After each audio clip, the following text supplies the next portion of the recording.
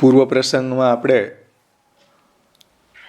ત્રિદુઃખ સહનમ ધૈર્યમ આમૃતે સર્વતઃ સદા તક્રવદ દેહવદ ભાવ્યમ જડવદ ગોપ ભાર્યવત એ એક વન શ્લોકનું ધૈર્યની અંદર જે પ્રથમ શ્લોક છે એનું આપણે અવગાહન કરતા હતા શ્રી ગોપેશજીની ટીકામાંથી. એની પાછળ આપણે એક વિષયની જે ચર્ચા કરી હતી વર્ણાશ્રમ ઉપર, અનાગ્રહશ્ચ સર્વત્ર ધર્માગ્ર દર્શનમ, એની ચર્ચામાં જે દ્વિતીય સ્કંધના સુબોધનીજીનો 37મો શ્લોક છે એમાં શ્રી મહાપ્રભુજીએ આ વાત કરી છે કે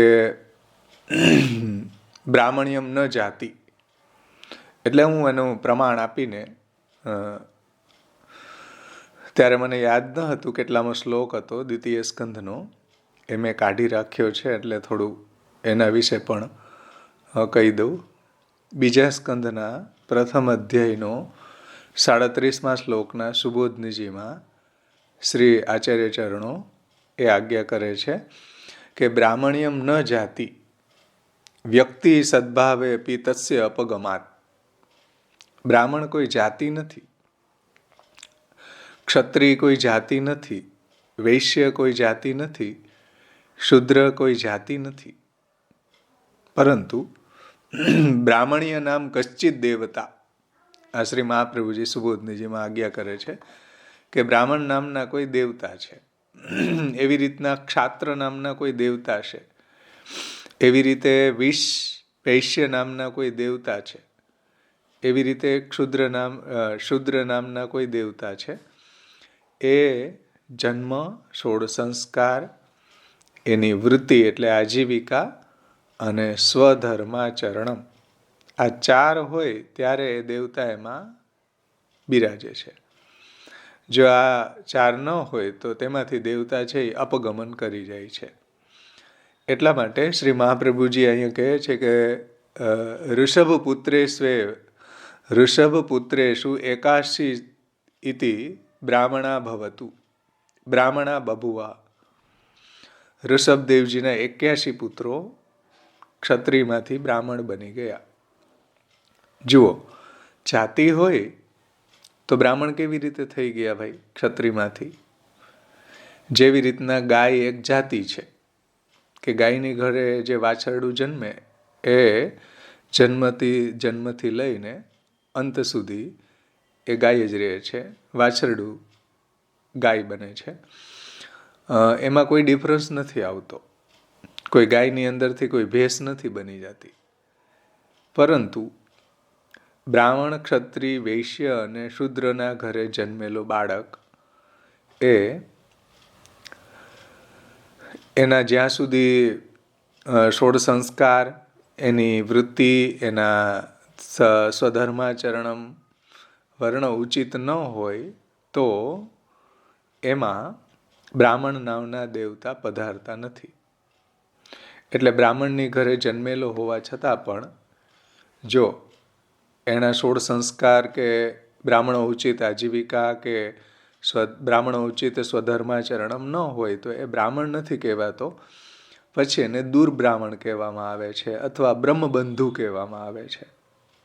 મતલબ કે એ બ્રાહ્મણ નથી, બ્રહ્મબંધુ છે, એનો વેદમાં અધિકાર નથી. કેમ કે બ્રાહ્મણ દેવતા એમાંથી અપગમન કરી જાય છે, પછી બ્રાહ્મણ રહેતું નથી. ક્ષાત્ર દેવતા એનામાંથી અપગમન કરી જાય પછી ક્ષત્રિય રહેતા નથી. વૈશ્ય દેવતા એમાંથી અપગમન કરી જાય પછી વૈશ્ય રહેતા નથી. એવી જ રીતના શૂદ્ર જે છે એ પણ જો પોતાના ધર્મનું પાલન ન કરે તો શૂદ્ર દેવતા એમાંથી અપગમન કરી જાય છે. આ ભાગવત અને શ્રી મહાપ્રભુજીનો આ સિદ્ધાંત છે અને શાસ્ત્રનો પણ. ભાગવતમાં જે વાત આવી છે એને મહાપ્રભુજીએ સમજાવી છે. એટલે ભાગવતજીની અંદર ઘણા બધા આવા પ્રસંગો છે, એ પણ તમે સમજો. ખાસ તો આપણે ત્યાં બ્રાહ્મણો છે આપણા મહારાજો છે એ પણ જો ઠાકોરજીનો આજીવિકા કરે ઠાકોરજીના નામે તો એ દેવલક થઈ જાય છે. દેવલકને શાસ્ત્રમાં ચાંડાલ જેટલા અપવિત્ર ગણવામાં આવે કે જે ઠાકોરજીના નામે આજીવિકા કમાય, ઠાકોરજીનો ધંધો બનાવી દે, એવા લોકોને શાસ્ત્રમાં દેવલક કહેવામાં આવે છે. તો દેવલક એટલે શુદ્રથી પણ નીચેની કેટેગરીના ચાંડાલ જેટલા અપવિત્ર થઈ જાય. પંચમ વર્ણ. તો બ્રાહ્મણમાંથી પંચમ વર્ણ કેમ બની ગયું ભાઈ? બોલો. કેમ કે એને ઠાકોરજીની નામે આજીવિકા, ઠાકોરજીને ધંધો બનાવી દીધો, ઠાકોરજીના નામે આજીવિકા કમાવી, એટલા માટે એ બ્રાહ્મણ નથી રહેતો, પછી ચાંડાલ બની જાય છે. અને જે ચાંડાલ હોય એ પણ જો ભગવાનનું ભજન કરે તો ભગવાનના નામના પ્રતાપ બલે એ બ્રાહ્મણ જેટલો તપસ્વી બની જાય છે, બ્રાહ્મણ બની જતો હોય છે. તેથી આ વાતને ક્યારેય ભૂલવી ન જોઈએ કે આપણે બ્રાહ્મણ જો છીએ તો બ્રાહ્મણ કોઈ જન્મથી નથી બનતા, ક્ષત્રિય છીએ તો ક્ષત્રિય જન્મથી નથી બનતા, વૈશ્ય છીએ તો વૈશ્ય કોઈ જન્મથી નથી બનતા, શૂદ્ર છીએ તો શૂદ્ર પણ જન્મથી નથી. શૂદ્રના ધર્મનું પાલન કરે તો એની અંદર શૂદ્ર દેવતાનો આધાન થાય, એમાં બિરાજે, નહીંતર એ શૂદ્ર નથી રહેતો. એટલે આપણા કહેવાનું તાત્પર્ય એ છે કે આપણે ખોટો અહંકાર રાખીને બીજાની સેવા ન છોડાવવી જોઈએ. ખોટા આપણા જે વર્ણાશ્રમ ધર્મના અભિમાન છે એને આપણે સમજવા જોઈએ.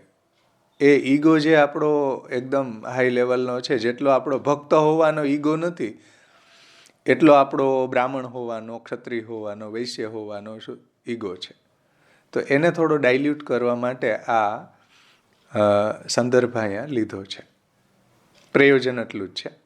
બાકી જેમ આપણે કરતા હોય એમ કરે, પરંતુ આપણો ઈગોને ડાયલ્યુટ કરવો જોઈએ, એ ખૂબ જરૂરી છે. નહીંતર આપણો ભક્ત હોવાનો જો ઈગો છે એ નહીં રહે તો પછી ભક્તિની જે પંચમ પુરુષાર્થ રૂપતા છે, ભક્તિની સ્વતઃ પુરુષાર્થ રૂપતા છે એ કેવી રીતના આવશે? પછી તો વર્ણાશ્રમ ધર્મની અંદર આપણું જે બ્રાહ્મણ, ક્ષત્રિય કે વૈશ્ય હોવાનું જે કર્તવ્ય છે એ આપણા માટે મુખ્ય બની જશે, ભક્તિ પણ ગૌણ બની જશે. તેથી આ વાતને ખાસ સમજવી જોઈએ. એવા તો 9મા સ્કંધની અંદર તમે ઘણા બધા પ્રસંગો મળી જશે કે મનુના જે પુત્ર હતા પુષગ્ર, એ વશિષ્ઠના શાપથી શૂદ્ર બની ગયા. 9મો સ્કંદ, 2જો અધ્યાય, 9મો શ્લોક. પુષગ્ર જે છે વશિષ્ઠના શાપથી શૂદ્ર બની ગયા. ગાયોનો વધ એનાથી ભૂલમાં થઈ ગયો એટલા માટે. ત્રિશંકુને જુઓ, ત્રિશંકુ છે ગુરુ વશિષ્ઠના શાપથી ચાંડાલ બની ગયા. ત્રિશંકુ ગુરુ વશિષ્ઠના શાપથી ચાંડાલ બની ગયા. 9મો સ્કંદ, 7મો અધ્યાય, 5મો શ્લોક. આવું કેમ થાય છે ભાઈ? જો ક્ષત્રિય હોય તો પહેલેથી છેલ્લા સુધી ક્ષત્રિય રહેવા જોઈએ ને, કેમ ચાંડાલ જેટલા એ પંચમ વર્ણ થઈ ગયા? તો ત્રિશંકુમાંથી પછી મદયંતી અને સૌદાસનો પ્રસંગ આવે છે 9મો સ્કંદ 9મા અધ્યાયના 22મા શ્લોકમાં. મદયંતી અને સૌદાસ એ ક્ષત્રિયમાંથી વશિષ્ઠના શાપથી રાક્ષસ બની ગયા. હવે રાક્ષસને કયા વર્ણમાં ગણવા ભાઈ? બ્રાહ્મણ, ક્ષત્રિય, વૈશ્ય, શૂદ્ર કે પંચમ વર્ણ, કેમાં ગણવા? મદયંતી અને સૌદાસનો પ્રસંગ આવે છે, ક્ષત્રિય છે અને વશિષ્ઠના શાપથી રાક્ષસ બની ગયા. એ શાપ શા માટે આપ્યો તમે જોઈ શકો 9મો સ્કંદ 9મો અધ્યાય. ત્યાર પછી શુનશેપનો બહુ સુંદર પ્રસંગ આવે છે, જે દેવરાતના નામથી પ્રસિદ્ધ થયા અને એને મોટા ભાઈઓને એને મોટો ભાઈ માનવાની આજ્ઞા વિશ્વામિત્રએ કરી અને એની આજ્ઞા જ્યારે ન માની, કેમ કે શુનશેપ જે છે એ વિશ્વામિત્રએ એને બલિમાંથી બચાવી લીધેલો છે, 9મા સ્કંધની અંદર આનો 16મા અધ્યાયમાં આનો વિસ્તારથી પ્રસંગ આવે, તમે જોવું હોય તો જોઈ શકો છો કે એ જે શુનશેપ હતો એને મોટો ભાઈ માનવાનું કહ્યું તો એના બધા જે વિશ્વામિત્રના પુત્રો હતા એને ના પાડી દીધી. એટલે વિશ્વામિત્રએ શાપ આપ્યો કે દુષ્ટો તમે બધા મ્લેચ્છ થઈ જાઓ. તો બધા જેના પુત્રો મ્લેચ્છ થઈ ગયા. બોલો, મ્લેચ્છ કેમ થઈ ગયા ભાઈ? 9મા સ્કંદના 16મા અધ્યાયમાં ક્ષત્રિયમાંથી મ્લેચ્છ થઈ ગયા, પંચમ વર્ણ થઈ ગયા. ક્ષત્રિય જો જન્મથી હોય તો પહેલેથી છેલ્લા સુધી જો જાતિ હોય તો ક્ષત્રિય રહેવા જોઈતા હતા ને, કેમ ન રહ્યા? મ્લેચ્છ થઈ ગયા વશિષ્ઠના વિશ્વામિત્રના શ્રાપથી.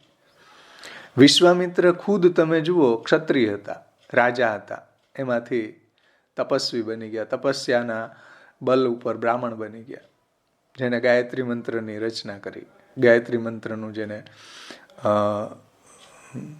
પ્રગટ કર્યો. આને કેમ સમજશો હવે? તો તમે એમ પોતાને એમ માનો કે અમે બ્રાહ્મણ છીએ, અમે વૈશ્ય છીએ, અમે ક્ષુદ્ર છીએ. ક્ષુદ્ર ય ક્યાં રહે? અહંકાર રહ્યો આપણને કેવલ નામ માત્રનો.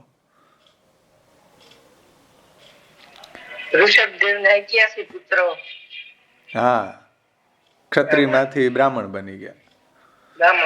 એ તો મહાપ્રભુજીએ પોતે જ અહીં એક્ઝામ્પલ આપ્યું. ઋષભ પુત્રેષુ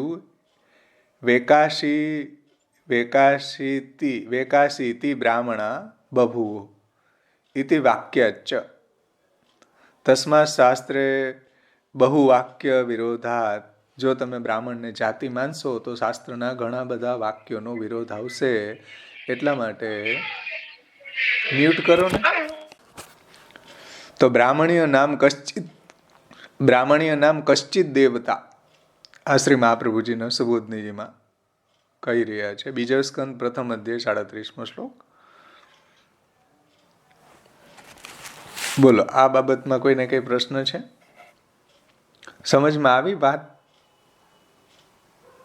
આપણે જે બહુ સ્ટ્રોંગલી આપણા બ્રાહ્મણ ક્ષત્રિય વૈશ્ય હોવાના ઈગોને એટલો બધો બૂસ્ટ કરતા હોઈએ છીએ, તો સમજી લેવું આ કે બ્રાહ્મણ કોઈ જાતિ નથી, વૈશ્ય ક્ષત્રિય કોઈ જાતિ નથી. એટલે આપણે હવે કેવા છીએ એ આપણે સમજી લેવાનું, અને પછી આપણે ખોટો અહંકાર નહીં કરવાનો, બાધક પાડવાનું ને પિંડરું પાડવાનું, ઓલું પાડવાનું, આટલું બધું પાડ્યું, આવી શુદ્ધિ કરી દીધી. બધા આપણે કેવા છીએ એ અહીંથી સમજમાં આવી જ જાય. શુદ્રથીની નીચેની કેટેગરીના છીએ શાસ્ત્રના સિદ્ધાંત પ્રમાણે.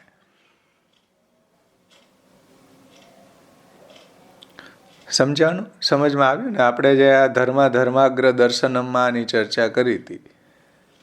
અનાગ્રહશ્ચ સર્વત્ર ધર્માગ્ર દર્શનમ. હવે આપણે મૂળ વિષય ઉપર આવી જઈએ. કોઈને કાંઈ આ બાબતમાં પ્રશ્ન ન હોય તો, કોઈને કાંઈ હોય તો આપણે એની ચર્ચા કરીએ. મહાપ્રભુજીનો સિદ્ધાંતો જે છે એની આપણે ચર્ચા કરવી જોઈએ. વાલ્મીકી ઋષિ બની ગયા ભગવાનના પ્રતાપ બલથી. સાવ શુદ્રથી નીચેની કેટેગરીના હતા. જો જાતિ હોય તો એવા જ રહેવા જોઈએ ને. કેમ ભાઈ? મોટા ઋષિ બની ગયા ભગવદ નામના પ્રતાપ બલથી.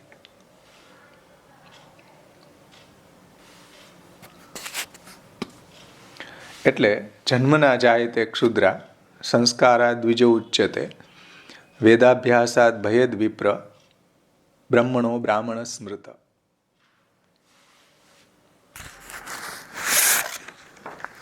હજી વિસ્તારથી પુરુષોત્તમજીએ બ્રાહ્મણત્વાદિ દેવતાવાદ નામનો જે ગ્રંથ છે એમાં એણે વિસ્તારથી સમજાવ્યું છે. તો આપણે હવે આપણો વિવેક ધૈર્યશ્રીનો જે મૂળ વિષય ચાલી રહ્યો છે એની ઉપર આવીએ. હવે આપણે મૂળ વિષય ઉપર આવીએ. આ થોડું આપણું એકાઉન્ટ ગયા વખતનું બાકી હતું, એને આપણે થોડું વ્યવસ્થિત સમજવું ખૂબ જરૂરી છે. કારણ કે પુષ્ટિ સંપ્રદાયની અંદર વર્ષોના વર્ષો વયા ગયા આમાં આપણે આપણા અહંકાર લઈને જ ફરીએ છીએ, અપરસના અને મેંડ મરજાદના અને. એટલે આ સમજવું જરૂરી છે. જેને કારણે આપણી પ્રજાઓ વિમુખ થઈ ગઈ, જેને કારણે આપણી બધી પ્રજાઓ છે ક્રિશ્ચન થઈ ગઈ, એમાં અમને વધારે સારું લાગે છે, આમાં અમને નથી સારું લાગતું. આવું કેમ કે આપણે એને ક્યારેય ભગવત સેવામાં આવવા જ નથી દીધા.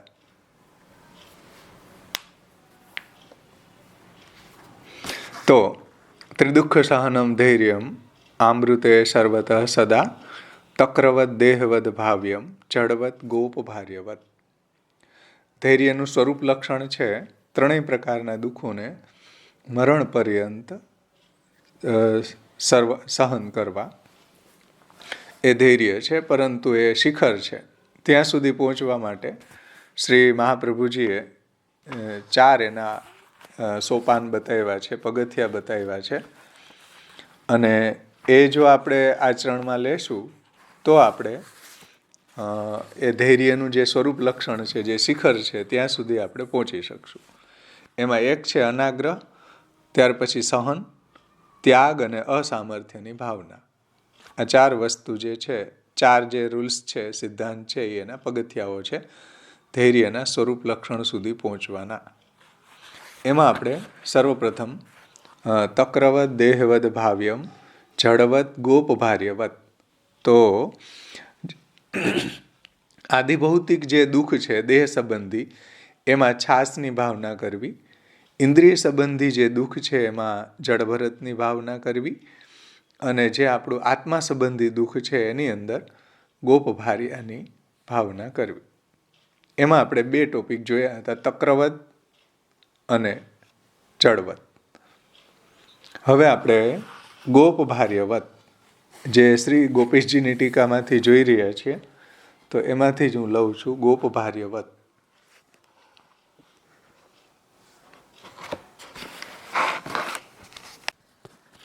પેજ નંબર 46 ઉપર ગોપભાર્યવત ધૈર્યને સમજાવે છે પ્રથમ તો. પછી આપણે એ 4 ઉપર આ જે 4 વાત બતાવી છે ને, અનાગ્રહ, સહન, ત્યાગ અને અસામર્થ્યની ભાવના, એમાંથી કયું દુઃખ જે છે એ આધિભૌતિક છે, કયું આધ્યાત્મિક છે અને કયું આધિદૈવિક છે. એટલે કયું દેહ સંબંધી છે, કયું ઇન્દ્રિય સંબંધી છે અને કયું આત્મા સંબંધી છે, એ આપણે જોશું 1 by 1.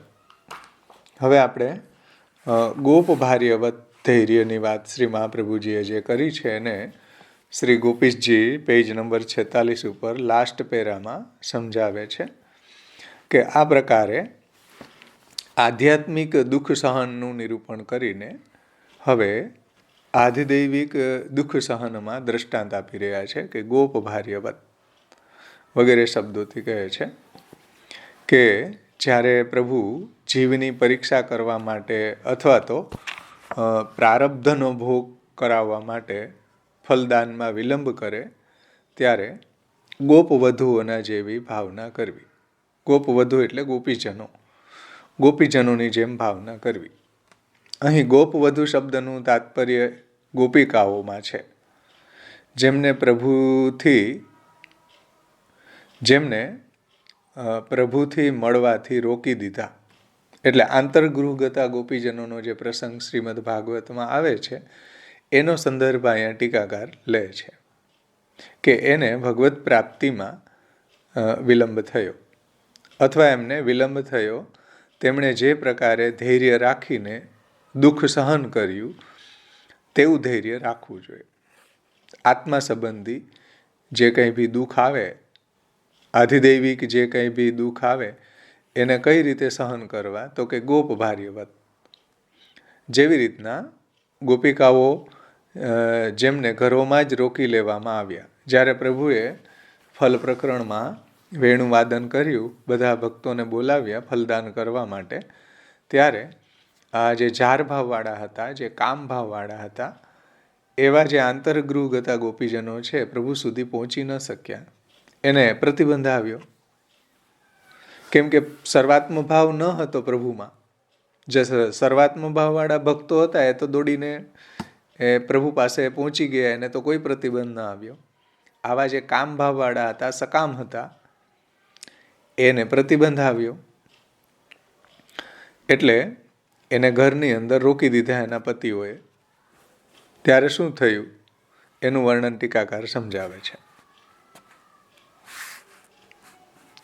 કે તે ગોપિકાઓને ઘરોમાં જ રોકી લેવામાં આવ્યા અને તે પ્રભુને મળવા ન જઈ શક્યા તેવા ગોપીજનો જ અંતર્ગૃહગતા, ગોપીજનો તરીકે ભાગવતજીની અંદર એનું વર્ણન આવે છે. તો તેવા ગોપિકાઓએ ભગવાનમાં જાર ભાવ, જાર બુદ્ધિ રાખેલી અને એમના પ્રારબ્ધનો ભોગ કરાવવા માટે તેમને પ્રભુ પ્રાપ્તિમાં વિલંબ થયો. એનો પ્રારબ્ધ ભોગ જે છે પ્રભુએ છોડાવ્યો, પછી એને પ્રભુ પ્રાપ્તિ થઈ. પરંતુ પ્રારબ્ધના ભોગ પછી એમને ભગવત પ્રાપ્તિ પણ થઈ. એવી રીતે એટલે ત્યારે એને ખૂબ વિરહ થયો, એટલે એના જે કંઈ બી અઘ હતા એ બધા દૂર થયા, બળી ગયા. અને પછી પ્રભુનું મનમાં સંયોગ થયો હૃદયમાં, ત્યારે એના જે કંઈ બી પુણ્ય હતા એ ખતમ થઈ ગયા અને શુદ્ધ થઈને પ્રભુની અંદર એનું સાયુજ્ય થઈ ગયું. એવું ભાગવતજીની અંદર વર્ણન આવે છે. તો એવી ભાવના કરીને આપણા જીવનમાં પણ ક્યારેક પરીક્ષા પ્રભુ કરતા હોય અથવા તો ક્યારેક આપણા પ્રારબ્ધ વશાત ફલમાં વિલંબ થાય તો ગોપભાર્યાની ભાવના કરવી. એવું અહીંયા ટીકાકાર કહે છે કે ભાઈ મને પણ પ્રારબ્ધ ભોગ પછી ભગવાન ફલદાન અવશ્ય કરશે જ. આ પ્રકારે ધીરજપૂર્વક દુઃખને સહન કરવું જોઈએ અને ભગવદ્ ભજનમાં પરાયણ રહેવું જોઈએ. જેનો જેવો અધિકાર, જેને જેવું સામર્થ્ય એ અનુસાર ભગવત સેવા કથા, ભગવત કથા અથવા ભગવત કથા અથવા ભગવત સેવા અથવા ભગવત શરણાગતિ, જે બી મહાપ્રભુજીએ મુખ્ય કલ્પ, અનુકલ્પ સમજાવ્યા છે ષોડશ ગ્રંથમાં, એ રીતે એમાં પ્રવૃત્ત રહેવું જોઈએ. તો આ પ્રકારે ધીરજપૂર્વક દુઃખને સહન કરવું જોઈએ એવો અહીંયા ભાવ છે. અને આ જ કારણથી આચાર્ય ચરણોએ દુઃખને મરણ પર્યંત સહન કરવાનું કહ્યું. આમૃતે સર્વત સદા ત્રિદુઃખ સહનમ ધૈર્યમ આમૃતે સર્વત સદા. મરણ પર્યંત સહન કરવાનું તાત્પર્ય સ્વામ્યધીનત્વ ભાવના છે કે હું મારા સ્વામીને અધીન છું, મારી સેવા, મારી કથા ન છૂટે, મારું જે ચિત્ત છે એ ભગવત પ્રવણ રહે, ચેતસ્તત પ્રવણમ રહે, એ જ આનું પ્રયોજન છે. સહન કરવાનું બીજું પ્રયોજન નથી કોઈ. આપણે એમ કહીએ કે ભાઈ સહન શા માટે અમે કરીએ, પણ મહાપ્રભુજી તો એવું કહે છે કે સહન કરવાથી આપણી ભક્તિનો નિર્વાહ સારી રીતે થઈ શકશે. હવે કયું સહન કરવું, કયું સહન ન કરવું એ બધું આપણે આગળ સમજશું. જેમ જેમ આગળ ગ્રંથ ચાલશે એમાં ટીકાકારોએ આપણને સમજાવ્યા છે. ગયા વખતે મીનાબેને એક દ્રષ્ટાંત આપ્યું હતું આધિદૈવિક દુઃખને સહન કરવામાં. પાર્વતી, રઘુનાથદાસજીના માતા પાર્વતીનો પ્રસંગ આવે ને કે જ્યારે એની સેવા છૂટી ગઈ, રઘુનાથદાસજી કાશીથી ભણીને આવ્યા અને અહંકાર પણ હતો કે હું ઠાકોરજીને પ્રસન્ન કરી લઈશ, હું સેવા કરીશ. તો માતાને દૂર કર્યા એટલે એનું આધિદૈવિક દુઃખ પાર્વતીએ સહન કરીને પણ ભગવાનનું ભજન ચાલુ રાખ્યું. એની બહારની સેવા ટહેલ એણે ચાલુ રાખી. તો એક સમય એવો આવ્યો કે રઘુનાથદાસજીની બુદ્ધિ બદલી ગઈ ને ફરીથી પાછા હળીમળીને સેવા કરવા લાગી ગયા. તો એ રીતે એનું પાર્વતીનું ચિત્ત છે ભગવાનમાં જ રહેતું. સમજો. તો આધિદૈવિક દુઃખ સહન કરીને પણ વ્યગ્રતા લાવ્યા વગર ચિત્તને ભગવદમય બનાવી રાખ્યું. તો આ પ્રસંગ પાર્વતીનો, રઘુનાથદાસજીનો તમે જોઈ શકો કે કઈ રીતે આધિદૈવિક દુઃખોને એને સહન કર્યું છે. આગળ કહે છે કે આ જ કારણથી શ્રીમદ આચાર્ય ચરણોએ ત્રિદુઃખ સહનમ ધૈર્યમ આમૃતે સર્વતઃ સદા કહ્યું છે. કેમ કે ગોપિકાઓને પણ તેમના ભૌતિક ગુણોથી યુક્ત દેહના ત્યાગ પછી જ ફલ પ્રાપ્ત થયું. એટલે એનો જે ભૌતિક ગુણોથી યુક્ત દેહ હતો એ છૂટ્યા પછી ભગવાનમાં એને સાયુજ્ય રૂપી ફલની પ્રાપ્તિ થઈ ગઈ. એવી જ રીતના અહીં પણ પ્રભુ જો પરીક્ષા લેવા માટે આપણને ફલદાનમાં વિલંબ કરે તો એમ સમજવું જોઈએ કે આપણે તે અંતર્ગૃહગતા ગોપિકાઓમાંથી નહીં પણ તે ગોપિકાઓમાંથી છીએ કે જેમને વિલંબથી પ્રભુ પ્રાપ્તિ થઈ. એવું ભાવન કરવું જોઈએ આધિદૈવિક દુઃખોને સહન કરવામાં. અને પ્રારબ્ધવાદી પણ એવું ન બની જવું જોઈએ કે વાતની વાતમાં પ્રારબ્ધવાદી. આજે ગ્રુપની અંદર ગિરીશભાઈએ એક વિડીયો મૂક્યો છે શ્યામબાવાશ્રીનો. એમાં એને આ પ્રારબ્ધની ચર્ચા કરી કે પછી તો ઘરમાં ઝઘડો થાય પતિ પત્ની વચ્ચે તો પછી એમ કહે છે કે આ મારા પ્રારબ્ધના કારણે આ ક્યાં ભૂટકી ગયા. તો પતિ પત્નીને કહેતા હોય, પત્ની પતિને કહેતી હોય કે આ કાંઈક પ્રારબ્ધ હશે પૂર્વજન્મનું કે આવા ભૂટકી ગયા. તો આવી જે આપણી વાર્તાલાપ છે એના વિશે એમાં સમજાવ્યું છે. તમે સાંભળજો ખાસ એ વિડીયો. તો પ્રારબ્ધ જે છે એ કોઈ ભગવાનથી મોટું નથી ભાઈ, સમજો. કેમ કે પ્રારબ્ધનો આશ્રય કરવો એ પણ આપણે ત્યાં અન્ય આશ્રય છે એવું ત્યાં બાવાશ્રીએ સમજાવ્યું છે. ભગવાનનો આશ્રય કરવો જોઈએ કે ભાઈ ભગવાન ચાહે તો પ્રારબ્ધને ભોગવાવે. જેમ આપણા વાર્તા પ્રસંગોની અંદર આવે છે કે સ્વપ્ન દ્વારા પણ એને પ્રારબ્ધને ભોગવાવી લીધું. ન પણ ભોગવાવે ભાઈ, પ્રભુ સર્વ સમર્થ હોય તતો નિશ્ચિંતતામ વ્રજેત. તો એટલું બધું પ્રારબ્ધવાદી પણ ન થવું જોઈએ કે ભગવાનનો આશ્રય છૂટી જાય. ભગવદ આશ્રય રાખો કે પ્રભુ આપણી પાસે આપણી સાથે પ્રારબ્ધને ભોગવવાની લીલા કરી રહ્યા છે એવી ભાવના રાખો.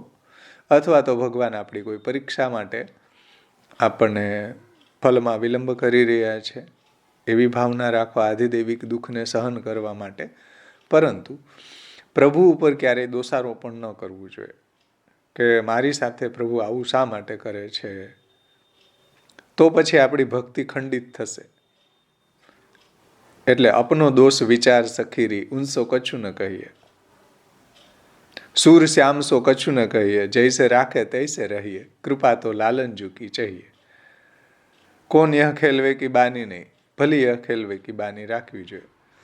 તો પ્રભુ છે આપણી ઉપર પ્રસન્ન થશે અને આપણને ફલ વિલંબ નહીં થવા દે. આપણું બધું પ્રારબ્ધ જે કંઈ બી હશે એને પ્રભુ ખતમ કરીને પણ શીઘ્ર ફલદાન કરશે. તો પ્રારબ્ધનું પણ એવું બધું આપણને ભગવાનથી પણ વિશેષ બલ જો આપણને લાગતું હોય તો આપણે અન્યાશ્રય કરી રહ્યા છીએ. એટલે ખાસ તમે બધા જે પૂજ્ય શ્યામબાવાશ્રીનું જે વચનામૃત છે સાંભળજો. આજે જ મૂકેલું છે ગિરીશભાઈએ. સમજાણું આધિદૈવિક દુઃખને કઈ રીતે સહન કરવું એ અહીંયા શ્રી મહાપ્રભુજીની વાતને શ્રી ગોપીશજીએ સમજાવી છે કે ગોપ ભાર્યવત ધૈર્ય ધારણ કરવું જોઈએ. એ રીતે રાસ પંચાધ્યાયીમાં પણ જ્યારે ગોપીજનો પ્રભુ પાસે પધાર્યા અને ઠાકોરજીએ જ્યારે પરીક્ષાર્થ પરીક્ષાર્થે અને પાછા જવાની આજ્ઞા કરી તો પણ ગોપીજનોએ સહન કર્યું. રાસ પંચાધ્યાયીમાં આવે છે કે પાછા ન ગયા અને ભગવાનના એ જે વચનો ભગવાન પરીક્ષા કરતા હતા કે ભાઈ આવી રાત્રિમાં કાંઈ સ્ત્રીઓએ પાછા વનમાં ન આવવું જોઈએ, તમારા પતિ રાહ જોતા હશે, તમારા બાળકો રાહ જોતા હશે, વગેરે વગેરે ઘણા બધા પ્રભુએ ત્યાં પ્રશ્નો કરેલા છે. ગોપીજનોએ બહુ સુંદર જવાબ પણ આપેલા છે. તો ઘણી વખત પ્રભુ પરીક્ષા કરવા માટે આપણા જીવનમાં એવું કંઈ દુઃખ આવી પડે તો પણ ધૈર્ય રાખીને આપણે એને સહન કરવું જોઈએ. પ્રભુમાં એનું દોષારોપણ ન કરવું જોઈએ. અથવા કોઈ પ્રારબ્ધની ભાવના કરીને પણ કે પ્રભુ આપણી સાથે એવી કોઈ પ્રારબ્ધ ભોગવવાની લીલા કરી રહ્યા છે. તો એ રીતે પણ આપણે ધૈર્ય ધારણ કરી શકીએ છીએ. આત્મા સંબંધી આધિદૈવિક દુઃખ સંબંધી ધૈર્યને એ રીતે ધારણ કરવું જોઈએ. ત્યાર પછી ગોપીજીએ આ પ્રસંગો બધા આપ્યા છે રાસ પંચાધ્યાયીના, કે ગોપીજનોએ પણ ધૈર્યને ધારણ કરેલું છે. એને હું અહીંયા નથી લઈ રહ્યો. આગળ વધ્યા આપણે એ બધા પ્રસંગો પછી પેજ નંબર 49 ઉપર લાસ્ટ પેરામાં ટીકાકાર સમજાવે છે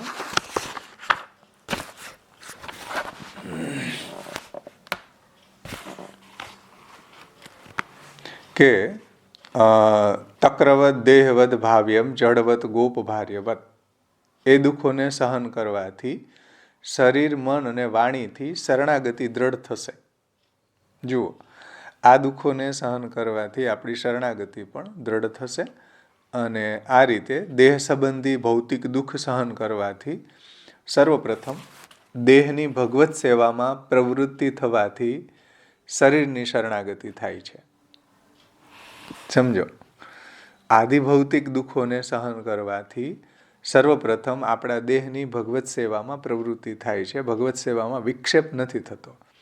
એટલે દેહ સંબંધી આપણે દુઃખો ન સહન કરીને જો આપણે એવા ખોટા ખોટા રોદણા રોઈએ તો પછી આપણું ચિત્ત ભગવાનમાં ન રહે, ક્લેશ થાય. એટલે દેહ સંબંધી દુઃખો છે એ બાબતમાં પણ મહાપ્રભુજી આગળ કહે છે, પ્રતિકારો યદ્રચ્છાત સિદ્ધશ્ચેન ન આગ્રહી ભવેત, કે ભાઈ દેહ સંબંધી દુઃખોને દૂર કરવાનો ઉપાય જો મળી આવતો હોય તો દુઃખને સહન કરવાના આગ્રહવાળા ન બનવું. એટલે અનાગ્રહ બતાવ્યો છે. પ્રતિકારો યદ્રચ્છાત સિદ્ધશ્ચેન ન આગ્રહી ભવેત. ભાઈ દુઃખ શા માટે સહન કરવું, એનો ઉપાય મળી આવે છે તો એને આપણે અપનાવી લેવો જોઈએ, અને આપણા દુઃખને દૂર કરીને સ્વચ્છ થઈને ભગવત ભજનમાં પ્રવૃત્ત થવું જોઈએ. દુઃખ સહન કરવાનો આગ્રહ શા માટે રાખીએ? ફોર એક્ઝામ્પલ, કે બીમાર પડ્યા તો આપણે ઔષધિ લઈને પણ આપણી હેલ્થ સારી રહે, ઔષધિ લઈને પણ આપણી બીમારી દૂર કરીને ભગવત સેવા પરાયણ થઈ શકીએ તો દુઃખને દૂર કરી લેવું જોઈએ. પછી આપણે એવો આગ્રહ રાખીએ કે ઓહો ભાઈ અમે તો દુઃખી જ રહીશું, તો સેવામાં જે આપણી સેવા જ છૂટશે. એટલા માટે આ બધા પાસાઓનો વિચાર કરવો જોઈએ.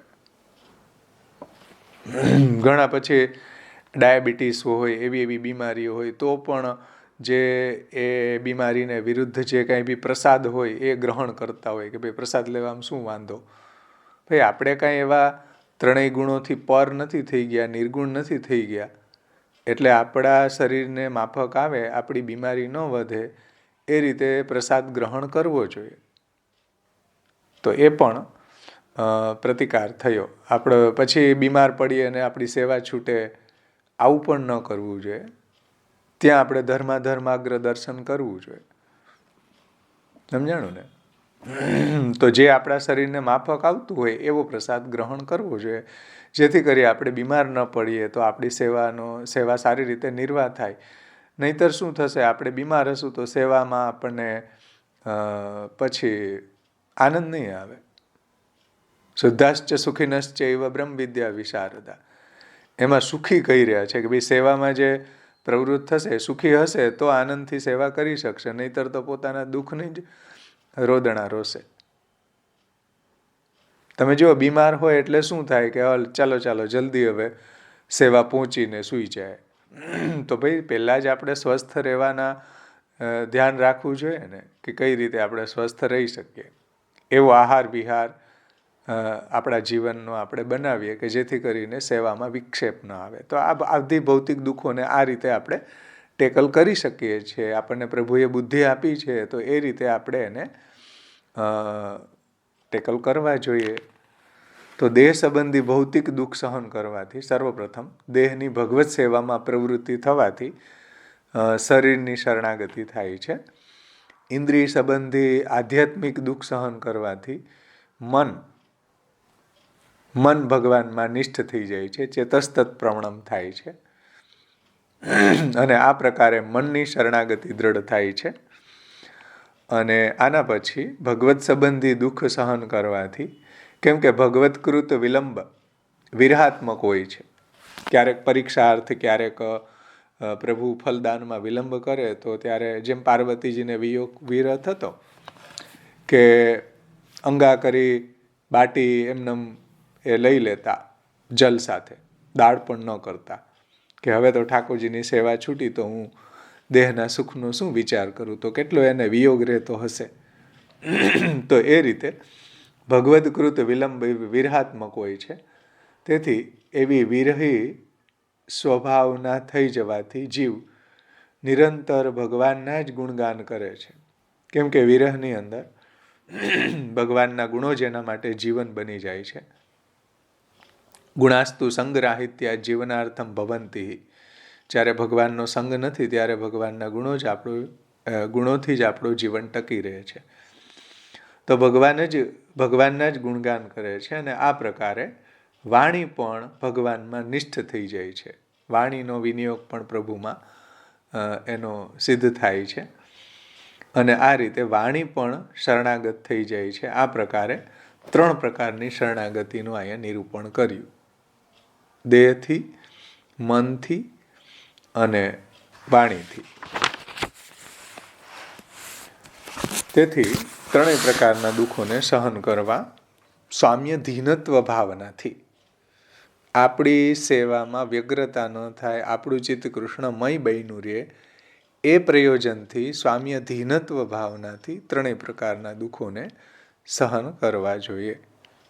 એવું મહાપ્રભુજીનું અહીંયા તાત્પર્ય સેવામાં છે. અહીં એમ સમજવું જોઈએ આગળ 50 પેજ ઉપર કે શરીર સંબંધીઓ ભગવત સેવામાં પ્રતિકૂળ થાય તો તેઓ સેવામાં વિઘ્ન ઉત્પન્ન કરે.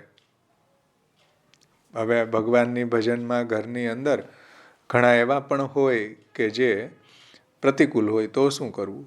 ચાલો, ઉદાસીન હોય ત્યાં સુધી તો આપણે કોઈ પ્રોબ્લેમ નથી, કે ઉદાસીન એટલે કે તમે ભાઈ જેમ કરવું એમ કરો, ભગવત સેવા કરો, અમને એમાં ઇન્વોલ્વ નહીં કરવા, અમને કાંઈ કરવાનું કહેવું નહીં. આ ઉદાસીન. આપણને રોકતા નથી, આપણને ના પાડતા નથી, આવા પણ હોય પરિવારમાં ઉદાસીન. તમે જેમ કરતા હોય એમ કરો, અમે તમને આડા નહીં આવીએ, અમને એમાં ઇન્વોલ્વ નહીં કરો. આવા ઉદાસીન હોય. અનુકૂળ હોય તો ભાર્યાદીર અનુકૂલશ્ચેત કાર્યેત ભગવત ક્રિયા, હળીમળીને પ્રભુની સેવામાં આપણે પ્રવૃત્ત થાય. ઉદાસીનને સ્વયં કુર્યાત, ઉદાસીન હોય તો આપણે જાતે કરીએ. આપણે એવો ક્રમ રાખીએ કે આપણે એકલા પહોંચી શકીએ. કેમ કે ઉદાસીન હોય એને તમે સેવામાં પ્રવૃત્ત કરો તો એને ન ગમે. એ તમારી અંડરમાં હોય, પત્ની પુત્રાદિ, એને તમે બળજબરીથી સેવામાં પ્રવૃત્ત કરો, ઉદાસીન હોવા છતાં પણ, એની ઈચ્છા ન હોવા છતાં પણ, તો એ ઠાકોરજીને નહીં ગમે. એ પછી સેવા નહીં કરે, વેઇટ કરશે. તો એવા જે ઉદાસીન છે એને તમે ભગવત સેવામાં ક્યારેય પ્રવૃત્ત ન કરો. હવે પ્રતિકૂળ હોય તો શું કરવું? એવું અહીંયા ટીકાકાર કહે છે કે ભાઈ, જે શરીર સંબંધીઓ ભગવત સેવામાં પ્રતિકૂળ થાય તો સેવામાં વિઘ્ન ઉત્પન્ન કરે, ડિસ્ટર્બ થઈ જાય, ભગવત સેવાનું નિર્વાહ સારી રીતે ન થઈ શકે. અતઃ તેમનો પરિત્યાગ કરવો જોઈએ. ટીકાકાર એમ કહે છે, તદા સેવાંતરાયત્વેન તેષાં પરિત્યાગ કર્તવ્ય ઇતિ સેવા પ્રકરણે તત્વાર્થદીપે નિરૂપિતમ ભાર્યાદીર અનુકૂલશ્ચેત કાર્યેત ભગવત ક્રિયા ઉદાસીને સ્વયં કુર્યાત પ્રતિકૂલે ગૃહમ ત્યજેત. એવું શ્રી મહાપ્રભુજીએ સર્વનિર્ણય નિબંધમાં સમજાવ્યું છે. કેમ કે આપણો ભૂતલ ઉપર જન્મ ભગવદ રૂપ સેવાર્થમ તત્સૃષ્ટિ નાન્યથા ભવેત, ભગવાનની સેવા માટે, ભગવદ ભજન માટે થયો છે. અને જે કંઈ બી શરીર સંબંધી છે પરિવાર, એ તો બધા આપણા દેહ સંબંધી છે. તો એમાં જો વિરોધ આવતો હોય તો તમે જો સમર્થ હોય તો પરિત્યાગ કરો. આપણા વાર્તા પ્રસંગોની અંદર પણ આવે છે કે ઘણાએ પણ એવો પરિત્યાગ કર્યો છે. નથી સમર્થ તો ભગવત સેવાનો તમે આગ્રહ ન રાખો, તો તમે ઘરમાં રહ્યો અને સત્સંગ કરો, ભાગવતનું અવલંબન કરો. સમય મળે તો ભગવત ભક્તો જ્યાં સત્સંગ કરતા હોય સત્સંગ કરો અને પ્રભુની શરણાગતિ દ્રઢ રાખો. કેમ કે શ્રી મહાપ્રભુજી નિબંધમાં એ પણ આજ્ઞા કરે છે કે ઘરની અંદર જો પ્રતિબંધ હોય, મોટાઓ જો પ્રતિબંધ કરતા હોય તો ભગવત સેવાનો આગ્રહ ન રાખો. કાં તમે ભગવત સેવા છોડો, કાં તમને પ્રતિબંધ કરવા વાળા હોય એને છોડો. આવું શ્રી મહાપ્રભુજી ત્યાં કહે છે કે વિક્ષેપાદ અથવા શક્ત્ય પ્રતિબંધાદપી ક્વચિત અત્યાગ્રહ પ્રવેશેવા પરપીડાદિ સંભવે સેવા ત્યક્તવ્યા. 5 દોષ હોય આપણા જીવનમાં તો સેવાનો આગ્રહ ન રાખવો. એટલે કે વિક્ષેપ થતો હોય, આપણું મન હંમેશા વિક્ષિપ્ત રહેતું હોય, તો પછી પ્રભુની સેવામાં લાગશે કેવી રીતના? વિક્ષેપ હંમેશા બેયનો રહે. અથવા અશક્ત્ય, દેહ જ અશક્ત થઈ જાય તો ભગવત સેવાનો નિર્વાહ ન થઈ શકે. પછી આપણે જડાગ્રહપૂર્વક સેવા કરવા જઈએ તો પછી આનંદ ન આવે. એટલે દેહ અશક્ત થઈ ગયો, તમે ખાટલામાં પડ્યા છો, તો હવે સેવા કેવી રીતના થઈ શકે? તો આવી કન્ડિશનમાં પણ સેવાનો આગ્રહ ન રાખવો જોઈએ. વિક્ષેપાત અથવા શક્ત્ય પ્રતિબંધાત, ઘરની અંદર પ્રતિબંધ હોય, મોટા વડીલો જે છે એ પ્રતિબંધ કરે આપણી ભગવત સેવામાં, તો શું કરવું? જેની અંડરમાં આપણે રહી રહ્યા છીએ એવા લોકો આપણને સેવામાં વિરોધી હોય, તો આવી કન્ડિશનમાં મહાપ્રભુજી કહે છે, તમને 2 ઓપ્શન આપે છે. કાં તમે એ લોકોને છોડો, કાં ભગવત સેવા છોડો. કેમ કે એ તમારું અપમાન કરશે, કાલે તમારા ઠાકોરજીનું અપમાન કરશે. તો ભગવત સુખનો વિચાર કરીને મહાપ્રભુજીએ આવી પ્રતિબંધ જે ઘરમાં છે એ કન્ડિશનમાં ભગવત સેવાની ના પાડે છે કે ભાઈ આવી પરિસ્થિતિમાં કાં તમે પ્રતિકૂલે ગૃહમ ત્યજેત. તો પ્રતિકૂલ અવસ્થામાં જો ભગવત સેવા કરવી જ છે, તમને એવું લાગે છે કે ભાઈ ભગવદ રૂપ સેવાર્થમ તત્સૃષ્ટિ નાન્યથા ભવેત, ભગવાનની સેવા માટે જ દેવી સૃષ્ટિ ભૂતલ ઉપર પ્રગટ થઈ છે, તો આવા દૈહિક સંબંધોની શું વિષાદ? છોડી દો, ભગવત સેવા કરો. જેમ આપણા વાર્તા પ્રસંગોમાં પણ જે રાજપૂતની જે કન્યાઓ હતી સિહોરીની, એણે એનો પતિ શૈવ હતો, વિરોધી હતો, છોડી દીધો, બ્રજમાં જઈને ભગવત સેવા પરાયણ થઈને રહ્યા છે ને. એવા પ્રસંગો છે કે જેમાં એને અમુકને છોડવી જ નથી પડી, એને મેળે છૂટી ગયું. કોઈ સ્ત્રી જે છે 84 વૈષ્ણવની વાર્તામાં આવે કે બ્રહ્મ સંબંધ લઈને આવ્યા, ખબર નહીં બ્રહ્મ સંબંધ લઈને કોઈ લેતું ત્યારે તો કેવો આઘાત લાગતો લોકોને કે આ ના જાણે શું થઈ ગયું, આને બ્રહ્મ સંબંધ લઈ લીધું. તો એની પત્ની છે તલાક આપીને એના પિતાને ઘરે ચાલી ગઈ. જો 84 વૈષ્ણવમાં આવે ને, કોનો પ્રસંગ છે ભાઈ? કે પત્ની છે જ્યારે બ્રહ્મ સંબંધ લઈને આવે છે ઘરે તો એ ડિવોર્સ આપી દે છે. હા, તો એ ભગવદીના પ્રસંગમાં આવે છે. પછી જે સિંહનદના સ્ત્રી પુરુષના પ્રસંગમાં પણ એની બંનેની માતાઓ છે કૂવામાં પડીને આત્મહત્યા કરી લીધી. તો એનો તો પ્રતિબંધ પ્રભુની કૃપાથી દૂર થઈ ગયો. પણ આવા જે પ્રતિબંધો છે ત્યાં કોઈ ભગવદીઓએ છોડી દીધા છે એના ભાર્યા વગેરેને. તો પ્રતિબંધાત અપી ક્વચિત, એટલે પ્રતિબંધ આવો હોય તો કાં તમે સેવાને સ્કીપ કરો, કાં તમે જે પ્રતિબંધ કરવા વાળા છે એને છોડો. એને ન છોડી શકતા હોય, અસમર્થ હોય તો શું કરીએ ભાઈ? તો હવે તો એવું અસમર્થ રહ્યું નથી કાંઈ. હવે તો બધી સ્ત્રીઓ સમર્થ થઈ ગઈ. એટલે છોડીને પણ ભગવત સેવા પરાયણ રહી શકાય આજે. તે સમય એવો હતો કે આ બહુ ટફ હતું. ટફ શું, ઇમ્પોસિબલ જેવું હતું એમ. આજે તો બહુ સરળ છે આ. ખેર, બે વાત મહાપ્રભુજીએ સમજાવી છે કે કાં તમે પ્રતિબંધને જો હોય તો ભગવત સેવાનો આગ્રહ ન રાખો, કાં તમે પ્રતિકૂલે ગૃહમ ત્યજેત. ગૃહમ મતલબ ઘર નહીં હો ભાઈ, ગૃહમ ગૃહિણી ઉચ્યતે. ગૃહનો અર્થ ગૃહિણી થાય છે. એટલે પતિ હોય તો એના માટે પત્ની ગૃહિણી છે, અને એ જો વિરોધી હોય તો એને છોડવા જોઈએ. અને પત્નીએ જો પતિ વિરોધી હોય તો એને છોડવો જોઈએ ભગવત સેવામાં. પણ આ થોડું અઘરું વાત છે. થોડો આપણો એવો બીજભાવ દ્રઢ હોય તો આ નિર્વાહ થઈ શકે. બાકી શાંતિથી સેવાનો નિર્વાહ ન થઈ શકતો હોય તો વિપ્રયોગ કરવો, ભાગવતનું અવલંબન કરવું, ભગવદીયનો સંગ કરવો, અને જો કોઈ છૂટ આપે ભગવત ભક્ત તો એની પરિચર્યા કરવી, જે મહાપ્રભુજીએ ભક્તિવર્ધનીમાં અનુકલ્પો સમજાવ્યા છે આપણને. પરંતુ પંચદોષ સંભવે સેવાનો આગ્રહ ન રાખવો. વિક્ષેપાદ અથવા શક્ત્યા પ્રતિબંધાત અપી ક્વચિત અત્યાગ્રહ. આપણને ઠાકોરજી સિવાયના બીજા બધા પદાર્થોનો અત્યાગ્રહ થઈ જાય. એટલે શ્રી મહાપ્રભુજી કહે છે ત્યાં કે તમસામ પ્રવિષ્ટો, તમારો તામસતામાં એટલો પ્રવેશ થઈ જાય કે ભગવાન જ ન સ્ફુરે. એટલા બધા તામસ કે દુર્વાસાના અવતાર થઈ ગયા અપરસ પાડી પાડીને. તો અત્યાગ્રહ એટલો અપરસનો કે એમાં ઠાકોરજી જ ન સ્ફુરે, અપરસ જ સ્ફુરે.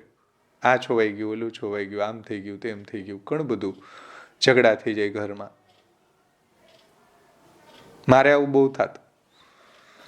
મારા મમ્મી અહીંયા આવે અને પછી સેવામાં નાય તો બહુ ઝઘડા થતા અપરસના કારણે, કેમ કે હું બહુ અપરસી હતો. આ તો મહાપ્રભુજીની કૃપાથી, મોટાઓના આશીર્વાદથી ને થોડું આ મહાપ્રભુજીના ગ્રંથોને સમજો. આજે આપણે ચર્ચા કરીને બ્રાહ્મણ્યમ ન જાતિ, પછી બધોય અહંકાર ડાયલ્યુટ થઈ ગયો, એકદમ નીચે બેસી ગયો. અપ્રસનો અહંકાર હતો ને મારો.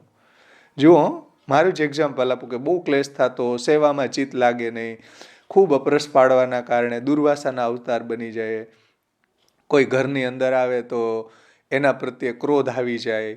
તો આટલી બધી વ્યગ્રતા શા માટે સેવામાં? અપરસી, કેમ કે અમે બહુ અપરસ પાડીએ છીએ ભાઈ.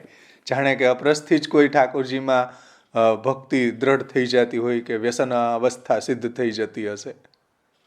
પણ બહુ ક્લેશ થતો. હવે નથી થતો ઠાકોરજીની કૃપાથી. તો આવા અત્યાગ્રહ અપરસ પાડવાના કે જેને કારણે બધા ઘરના સભ્યો હેરાન થઈ જાય કોઈની સાથે. હું તો એમ સમજી કે બુજુર્ગ હોય ને જે ઉંમરમાં વધારે, એ લોકો વધારે આગ્રહ રાખતા હોય મારી માન્યતા હતી. હા, એટલે આ સમજવું જરૂરી છે કે બ્રાહ્મણો ન જાતિ, બ્રાહ્મણ નામ દેવતા, વ્યક્તિ સદભાવે અપી તસ્ય અપગમાન. જે આપણે હમણાં બીજા સ્કંધના પ્રથમ અધ્યાયના 37મા શ્લોકની ચર્ચા એટલે જ કરી કે આપણા અહંકારને ડાયલ્યુટ કરો ભાઈ. સેવામાં સેટિંગ આવશે. સેવામાં ઘરના સભ્યો જો કરતા હશે તો આપણા ઠાકોરજીને ગ્વાલમંડલીમાં નહીં પધરાવવા પડે. આવા ક્ષુદ્ર આપણા અહંકારના કારણે વ્યગ્રતા કેટલી સેવામાં રહેશે. બીજા લોકોને અંદર આપણા પ્રત્યે એક એવી દ્વેષ ભાવના પ્રગટ થઈ જશે. ઘણી બધી આમાં પ્રોબ્લેમ આવી શકે જીવનમાં. એટલા માટે આપણે સમજી લેવું જોઈએ કે આનું અપરસનું વેલ્યુ સેવામાં કેટલી છે. એટલે આ સમજવું જરૂરી હતું. એટલે ફરી પાછી એને મેં રિવર્સ ચર્ચા સ્ટાર્ટિંગમાં કરી. મહાપ્રભુજી એમ કહે છે કે અત્યાગ્રહ, આવો અત્યાગ્રહ થઈ જાય તો તમને ઠાકોરજીનું મહાત્મ્ય નથી સ્ફૂરતું, અપરસનું મહાત્મ્ય બહુ સ્ફુરી ગયું. એટલા માટે તમસામ પ્રવિષ્ટો, એવી તામસતાના કારણે ભગવાન જ નહીં સ્ફુરે. જેનો અત્યાગ્રહ થઈ ગયો હશે એ જ સ્ફુરશે. એને કારણે આપણને ઠાકોરજી કરતાં પણ આવા પદાર્થોનું, આવી અપરસનું, મેન મરજાદ વગેરેનું મહાત્મ્ય વધારે સ્ફુરી ગયું. તો આવી કન્ડિશનમાં મહાપ્રભુજી કહે છે કે ભાઈ અત્યાગ્રહ પ્રવેશે વા સેવા ત્યક્તવ્યા. અને પરપીડાદિ સંભવે. અને આપણે સેવાનો પ્રકાર એટલો બધો વિસ્તારી દીધો કે પછી બીજાને આપણે તો પહોંચી ન શકીએ આટલો બધો પ્રકારમાં, પછી બીજા જે ઉદાસીન હોય એને આપણે બળજબરીથી જે આપણી અંડરમાં હોય, આપણો હુકમ એની ઉપર ચલાવતા હોઈએ કે ચાલો તું આ કર નાખ, તું આ કર નાખ. અરે ભગવત સેવામાં અનુકૂળ હશે તો એને આનંદ આવશે, એને ઉત્સાહ થશે, ચાલો આપણે મળીને સેવા કરીએ. પણ જે ઉદાસીન છે એને તમે સેવામાં જોડશો ત્યારે બહુ ક્લેશ થઈ જશે, બધાને ગમશે જ નહીં. કેમ કે એને તો આ ગમતું જ નથી ને તમે એને પરપીડા આપીને બીજાને સેવામાં પ્રવૃત્ત કરશો તો ઠાકોરજીને જ નહીં ગમે. પહેલાં તો સમજાણું ને, ઠાકોરજીને આ બિલકુલ નહીં ગમે. તો આવી કન્ડિશનમાં મહાપ્રભુજી કહે છે કે ભાઈ તમે જાતે સેવા કરો, બીજાને પીડા આપીને સેવા નહીં કરાવો. તો પંચદોષ સંભવે, આવા 5 દોષ જો આપણા જીવનમાં આવે તો મહાપ્રભુજી કહે છે કે ભાઈ તમે સેવાનો આગ્રહ ન રાખો, કથા ગુણગાન કરો, ભાગવતનો પાઠ કરો, સત્સંગ કરો, અને કોઈ ભગવત ભક્ત છૂટ આપે તો એની પરિચર્યા કરો, આશ્રયને દ્રઢ કરો. આવા અનુકલ્પો શ્રી આચાર્ય ચરણોએ ષોડશ ગ્રંથ અને તત્વાર્દીપ નિબંધમાં સર્વનિર્ણયમાં સમજાવ્યા છે. સમજમાં આવે છે ને વાત?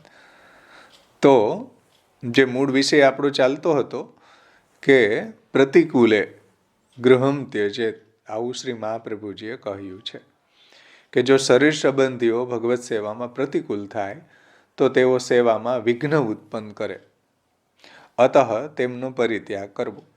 આ જ વાત તત્વાર્દીપ નિબંધના સેવા પ્રકરણમાં, સેવા પ્રકરણ એટલે સર્વનિર્ણયનું સાધન પ્રકરણને સેવા પ્રકરણ મહાપ્રભુજીએ સમજાવ્યું છે. એને ભક્તિ પ્રકરણ પણ કહેવામાં આવે છે. તો સેવા પ્રકરણમાં શ્રી આચાર્યજી આજ્ઞા કરે છે કે ભાર્યાદિર અનુકૂલશ્ચેત કાર્યેત ભગવત ક્રિયામ ઉદાસીને સ્વયં કુર્યાત પ્રતિકૂલે ગૃહમ ત્યજેત. શ્લોક નંબર 233. ભાર્યા વગેરે અનુકૂળ હોય તો તેમનાથી ભગવત સેવા કરાવવી જોઈએ. પ્રતિકૂળ હોય તો, ઉદાસીન હોય તો જાતે કરવી જોઈએ. એને ઇન્વોલ્વમેન્ટ, એને ભગવત સેવામાં તમે નહીં જોડો, એમાં ઇન્વોલ્વ નહીં કરો. અને જો પ્રતિકૂળ હોય તો જો તમે સમર્થ હોય તો ગૃહ ત્યાગ કરવો જોઈએ. ગૃહ ત્યાગ મતલબ કે ભાર્યાદિકનો ત્યાગ. ગૃહ ત્યાગ એટલે સંન્યાસ લેવાની વાત નથી હો ભાઈ. ગૃહ ત્યાગનો અર્થ અહીંયા ગૃહમ ભાર્યાદિકમ, જે ભગવત સેવામાં વિરોધી હોય એનો ત્યાગ કરો. ન કરી શકતા હોય તો સેવાનો આગ્રહ ન રાખો. આવી કન્ડિશનમાં ભગવત શરણાગતિ અને સત્સંગથી પુષ્ટિ સંપ્રદાયમાં આગળ વધો, બીજ ભાવને દ્રઢ કરવાનો પ્રયાસ કરો, સત્સંગ, પરિચર્યા વગેરેથી. અને જો સમર્થ હોય તો ગૃહ ત્યાગ કરો. ગૃહ ત્યાગ કરો એટલે કે એવા ભાર્યાદિકનો ત્યાગ કરો, અથવા તમે એનાથી અલગ થઈને એવા ઘરમાં રહીને જ્યાં ભગવાનની સેવાનો નિર્વાહ સારી રીતે થઈ શકતો હોય એવું ઘર લો, જ્યાં ભગવત ભક્તો રહેતા હોય, જે ભગવત સેવાને લાયક એટમોસ્ફિયર હોય. એવું હરિરાયજી પણ શિક્ષાપત્રમાં કહે છે કે ભગવાનના ભક્તો જ્યાં રહેતા હોય ત્યાં વસવાટ કરવો જોઈએ, કે જેથી કરી આપણને એવો સંગ મળી રહે, આપણો ભક્તિભાવ દ્રઢ થાય. તો પ્રતિકૂળ હોય તો ગૃહ ત્યાગ કરવો જોઈએ, આ શ્લોક દ્વારા કહ્યું છે.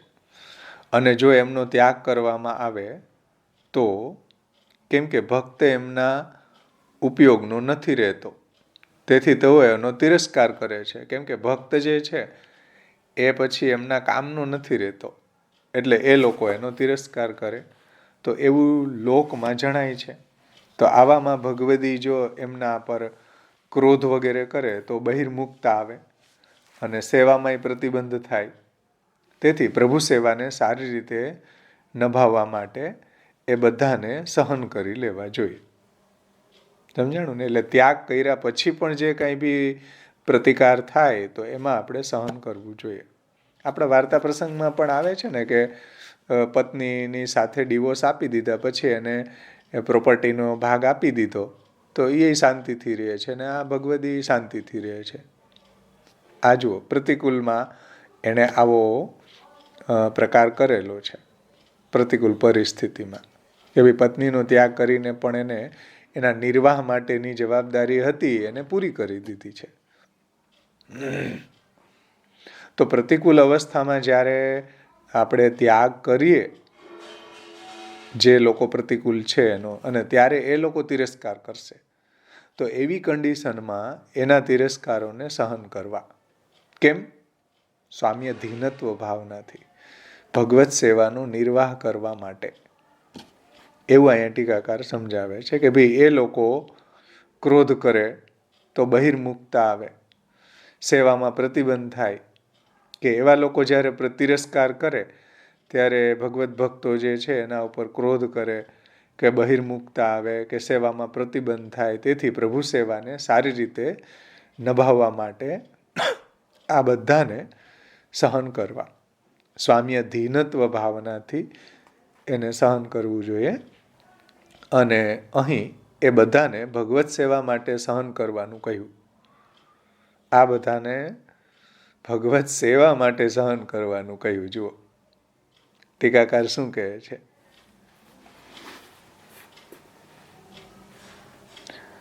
ભગવત સેવા માટે સહન કરવાનું કહ્યું છે. નહીં તો જો ભગવત સેવા જ નહીં કરીએ તો કોઈ વાતનું દુઃખ જ નથી. પછી તો ભગવત સેવા માટે સહન કરવાનું કહ્યું છે. અને ભગવત સેવા જ ન કરતા હોય તો સહનનું શું ભાઈ તમારે કરવું? ઘણા લોકો ઘણા બધું સહન શક્તિવાળા હોય છે, પણ ભગવત સેવા તો કરતા નથી. તો એવું સહન શું કામનું? સમજાણું ને? એટલે સહનની જે વેલ્યુ છે એ ભગવત સેવાના કારણે છે. વિવેકની જે વેલ્યુ છે એ ભગવત સેવાના કારણે છે. ધૈર્યની જે વેલ્યુ છે એ ભગવત ભજનના કારણે છે. તો ભગવત ભજન માટે સહન કરવું જોઈએ. બાકી ઘણા લોકની અંદર આપણને એવા સહન શક્તિવાળા લોકો જોવા મળે છે, પણ એવું સહનની કોઈ વેલ્યુ નથી. તો ભગવત સેવા માટે સહન કરવું જોઈએ. નહીં તો જો ભગવત સેવા જ નહીં કરીએ તો કોઈ વાતનું દુઃખ જ નહીં થાય. અને જો કોઈ દુઃખ જ નહીં થાય તો શું સહન કરવાની વાત આવશે એમાં? એવું અહીંયા તાત્પર્ય છે ટીકાકારનું. સમજમાં આવ્યું ને? તો ભગવત સેવાર્થ સહન કરવાનું છે. ભગવત સેવા છૂટતી હોય તો સહન નથી કરવાનું. તો ત્યાં આપણે પ્રતિકૂલે ગૃહમ ત્યજેત. મહાપ્રભુજી શું કે જુઓ, જ્યાં ભગવત સેવા છૂટતી હોય ત્યાં સહન કરવાની વાત નથી. હો ભાઈ, કે ચાલો હવે ભાઈ મહાપ્રભુજી કીધું ને ત્રિદુઃખ સહનમ ધૈર્યમ, ત્રિદુઃખ સહનમ ધૈર્યમ. હવે કાલથી કીધું આપણા ઘરના વડીલો, હવે ભગવત સેવાય કરવાની નથી. ચલો ઠાકોરજી બીજે પધરાવી દો. કેમ કે ત્રિદુઃખ સહનમ ધૈર્યમ અમૃતે સર્વત સદા. આવું અહીંયા તાત્પર્ય નથી. ભગવત સેવા માટે સહન કરવાનું છે. ભગવત સેવા છૂટતી હોય તો પછી સહન કરવાનું આવશ્યક નથી. પછી એની શું વેલ્યુ? સમજાણું ને? જેમ આપણે વાર્તા પ્રસંગમાં આવે ને કે કાનબાઈનો પ્રસંગ આવે ને, શાયદ ભૂલતો ન હોય તો, કે ઠાકોરજીને બેટીજીને ત્યાં પધરાવીને કોઈ કામ માટે બહાર ગયા હતા અને બેટીજી ઠાકોરજીને પોઢાડતા ભૂલી ગયા. ઠંડીના દિવસો હતા. તો ઠાકોરજીએ કાનબાઈને કહ્યું કે હું તો હજી ગાદીજી ઉપર બેઠો છું, મને પોઢાડ્યો નથી, હું બહુ ડરું છું. આવે ને? રાત્રે ને રાત્રે ત્યાંથી નીકળી ગયા અને રાત્રે ને રાત્રે બેટીજીને કહ્યું કે ભાઈ મારા ઠાકોરજી લાવ. તો કે ભાઈ ઠાકોરજી તો પોઢી ગયા છે. તો કે પોઢ્યા નથી, મારા ઠાકોરજી ગાદીજી ઉપર બિરાજે છે ને એને પોઢાડતા ભૂલી ગયા છો. તો ભાઈ ઠાકોરજીને જોયું તો હકીકતમાં ગાદીજી ઉપર બિરાજતા હતા. પછી ત્યારે તો કાંઈ બોલ્યા નહીં. પછી સવારે સેવા પહોંચીને કાનબાઈ બહુ લડી, બહુ ગાળો કાઢી હશે, બહુ લડી હશે. તો ત્યારે સહન નથી કર્યું એણે. બેટીજી હોય તો એના ઘરના છે ને ભાઈ, આવો જ પ્રસંગ છે ને. વાર્તામાં જુઓ, કાનબાઈ બહુ લડી, બહુ લડી છે. શું કર્યું હશે? ગાળો કાઢી છે ને. બેટીજીની સાથે લડ્યા, બહુ લડી. એ સહન ત્યાં ન આવે. ઠાકોરજીને જ્યાં પરિશ્રમનું વાત આવે ત્યાં પછી કાનભાઈ રાત્રે ને રાત્રે જુઓ નીકળી ગયા, અને રાત્રે ને રાત્રે ઠાકોરજીને ત્યાંથી પધરાવીને પોતાના ઘરે ઠાકોરજીને પોઢાડ્યા. તો ભગવત સેવા માટે સહન છે. ભગવત સેવા છૂટતી હોય તો સહનની પછી શું આવશ્યકતા રહી? ભગવત સેવા છૂટતી હોય ત્યાં સહન નથી કરવાનું. તો આ બધા પાસાઓને અહીંયા ટીકાકારે આપણને સમજાવ્યા છે. તક્રવત દેહવત ભાવ્યમ જળવત ગોપ ભાર્યવત. હવે કોઈના પ્રશ્નો હોય તો આપણે એની ચર્ચા કરીએ મળીને. ત્યાર પછી આપણે આગળ વધશું. ચલો, સમજમાં આવ્યું બધાને? 3 વાત સમજાવી છે, પછી એપ્લાય કરશે. તક્રવદ દેહવદ ભાવ્યમ જળવત ગોપ ભાર્યવત. 3 પ્રકારના દુઃખોને સહનમાં કેવી ભાવના કરવી એ વાત આપણને શ્રી મહાપ્રભુજીએ સમજાવી, જેને ટીકાકારોએ આપણને વિસ્તારથી સમજાવ્યું. આ બાબતમાં કોઈને પ્રશ્ન હોય તો આપણે એની ચર્ચા કરીએ. હા બોલો ભરતભાઈ. થોડું કદાચ ડાયવર્ઝન નહીં, પણ જે આપણે પ્રારબ્ધ કર્મની જે વાત કરી, તો પ્રારબ્ધ કર્મ અને સંચિત કર્મ, હા, એમાં જો કઈ થોડું ડિફરન્સ સમજાવી શકશો?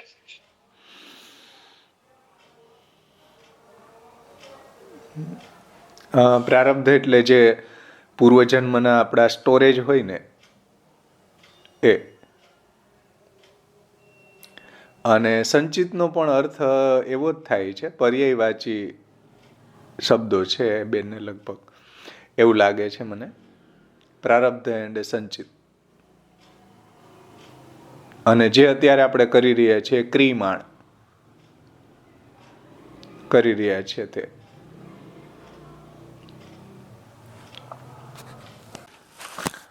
ત્યાર પછી હવે ત્રિદુઃખ સહનમ ધૈર્યમ આમૃતે સર્વતઃ સદા, એવું જે શ્રી આચાર્ય ચરણોએ કહ્યું કે ભાઈ 3 પ્રકારના દુઃખોને મરણ પર્યંત સહન કરવા, આધિભૌતિક, આધ્યાત્મિક, આધિદૈવિક, પ્રતિકાર વગર. તો હવે આપણને શિખર તો બહુ ઊંચું લાગે, ત્યાં સુધી પહોંચવું પણ અઘરું લાગે.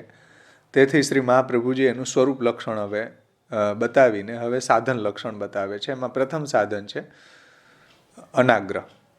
અનાગ્રહ એટલે પ્રતિકારો યદ્રચ્છાતઃ સિદ્ધશ્ચેન ન આગ્રહી ભવેત. ભગવદ ઈચ્છાથી દુઃખને દૂર કરવાનો ઉપાય મળી આવતો હોય તો દુઃખ સહન કરવાના આગ્રહવાળા ન થાવ. તો જુઓ, પ્રતિકાર આવી ગયો. હવે અહીંયા સહન કરવું એ અહીંયા ધૈર્ય નથી. પ્રતિકાર કરવો, જેને આપણે પ્રતિકાર ભગવદ ઈચ્છાથી પ્રતિકારનો ઉપાય મળી આવતો હોય એને ધૈર્ય કહી રહ્યા છે મહાપ્રભુજી. એ ધૈર્યનું સાધન લક્ષણ છે કે ભાઈ પ્રતિકાર મળી આવતો હોય તો કરી લ્યો. દુઃખ શા માટે દુઃખી થવાનો આગ્રહ રાખો છો? પ્રતિકાર કરીને આનંદથી ભગવત સેવા કરો. તો પ્રતિકારો ઈદૃચ્છાતઃ સિદ્ધશ્ચેન ન આગ્રહી ભવેત ભાર્યાદીનામ તથા અન્યેષામ અસતઃ ચ આક્રમમ સહેત. તો પત્ની વગેરેના અને અન્યસામ પરિવાર વગેરેના અને અસત પુરુષોના પણ અતિક્રમોને સહન કરીને ભગવત સેવા પરાયણ રહેવું જોઈએ. સ્વામી અધીનત્વ ભાવનાથી આ બધા દુઃખોને સહન કરીને ધૈર્ય ધારણ કરવું જોઈએ. એમાં પ્રતિકાર કરીને ક્લેશ થાય તો પ્રતિકાર એટલે કે દુઃખને દૂર કરવાનો ઉપાય. એટલે જે દુઃખ આવ્યું છે એને તો સમજે ભાઈ. હા, પણ ફેમિલીમાં કે પ્રોબ્લેમ હોય તો પછી ક્લેશ થાય તો પ્રભુને ગમે ના, તો સહન કરો. મહાપ્રભુજી બીજો સ્ટેપ બતાવશે. પ્રતિકાર કરવા સમર્થ નથી તો સહેત, તો સહન કરીને પણ ભગવત સેવાનો નિર્વાહ થઈ શકે એ રીતે. સહન કરીને ઉદ્વેગ થાય છે તો પછી સેવામાં મજા ના આવે એવું એ બને ને પાછું. હા, તો સહન કરીને ઉદ્વેગ થતો હોય એને આપણે ટેકલ કરવો જોઈએ. એટલે તો મહાપ્રભુજીએ આ વિવેક ધૈર્યાશ્રય લખ્યો કે ભાઈ તમારે ઉદ્વેગ શા માટે થાય સહન કરવાથી? સ્વામ્ય ધીનત્વ ભાવનાથી સહન કરો. મારા ઠાકોરજીની સેવાનો નિર્વાહ સારી રીતે થઈ શકે એવી ભાવનાથી આપણે દુઃખને સહન કરો. ઉદ્વેગ થવાનું કારણ શું? આપણે સહન નથી કરતા. સહન ન કરવાના કારણે ઉદ્વેગ થાય છે. સહન કરતા શીખી જઈએ તો પછી કાંઈ ઉદ્વેગ ન થાય. જડભરતને કેમ ઉદ્વેગ ન થયો? સહન કરતા શીખી ગયા એટલે. આપણે સહન કરતા નથી શીખ્યા એટલે આપણને ઉદ્વેગ થાય. તો એ સૌમ્ય ધીનત્વની ભાવનાથી સહન કરીને આપણા ઉદ્વેગને પણ દૂર કરવો જોઈએ. આપણે જોઈએ, હજી તો આપણે શ્લોકનો અર્થ જોયો છે, ટીકાકાર એને કઈ રીતે સમજાવે જુઓ. હવે પ્રશ્ન એ થાય કે દેહ સંબંધીઓ તિરસ્કાર વગેરે કરે. દેહ સંબંધીઓ તિરસ્કાર વગેરે દ્વારા દુઃખ ન આપતા હોય તો શું ત્યારે પણ એમનો ત્યાગ જ કરવો જોઈએ? આવો ક્વેશ્ચન છે. તો તો આચાર્ય ચરણો એનું સમાધાન કરે છે કે પ્રતિકારો યદ્રશ્ચાત સિદ્ધશ્ચેન્ન આગ્રહી ભવેત. એટલે દેહ સંબંધીઓ જે ઉપરની કન્ટિન્યુટીમાં સમજો, ભાર્યાદિર અનુકૂલશ્ચેત કાર્યેત ભગવત ક્રિયા ઉદાસીને સ્વયં કુર્યાત પ્રતિકૂલે ગૃહમ ત્યજેત, એ વિષય કન્ટિન્યુટીમાં ચાલે છે. તો દેહ સંબંધીઓ તિરસ્કાર વગેરે દ્વારા દુઃખ ન આપતા હોય તો શું ત્યારે પણ એમનો ત્યાગ જ કરવો? આવો અહીંયા પ્રશ્ન ઉઠાવ્યો છે કે ભાઈ એ લોકો આપણને બાધારૂપ ન થતા હોય, તિરસ્કાર વગેરે દ્વારા દુઃખ ન આપતા હોય, ઉદાસીન હોય, ચલો તો પણ એનો ત્યાગ કરવો? તો મહાપ્રભુજી એના જવાબમાં આ વાત સમજાવે છે. હવે એને ટીકાકાર કઈ રીતે સમજાવે જુઓ કે અહીં એમ સમજવું જોઈએ કે જો ભગવદ ઈચ્છાથી તે પરિવારજનો દ્વારા અપાતા દુઃખોનો પ્રતિકાર થઈ શકતો હોય તો પ્રતિકારનો સામાન્ય અર્થ છે દુઃખો સામે લડવાની શક્તિ. એને ખુલાસો કરે છે કે ભાઈ જો ભગવાનની ઈચ્છાથી જ તે દુઃખને પ્રતિકાર પોતાની રીતે થઈ જતો હોય તો પરિવારજનોનો ત્યાગ કરવો જરૂરી નથી. એટલે કે ભગવાનની ઈચ્છાથી જો દુઃખને દૂર કરવાનો ઉપાય મળી આવતો હોય અથવા તો પ્રતિકાર થઈ જતો હોય તો પછી પરિવારજનોનો ત્યાગ કરવાની આવશ્યકતા નથી. અને પછી ભલે ને ભાર્યા વગેરે ભગવત સેવામાં અનુકૂળ હોય કે ઉદાસીન રહે ત્યારે એમના ત્યાગનો આગ્રહ ન રાખવો એમ.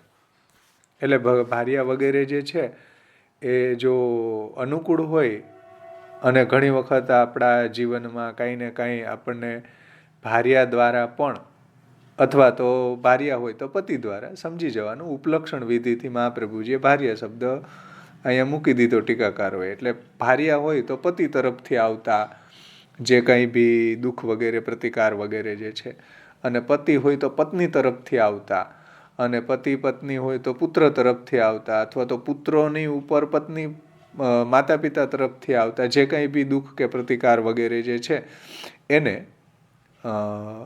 સહન કરવા તો ભગવત સેવાનું નિર્વાહ સારી રીતે થઈ શકે. હવે અહીંયા જે વિરોધી છે એની વાત નથી, ઉદાસીન છે, ચલો તો ઉદાસીન છે એ પણ ક્યારેક આપણા જીવનની અંદર આપણો પ્રતિકાર કરે કે કાંઈ એના તરફથી આપણને કાંઈ દુઃખ આવે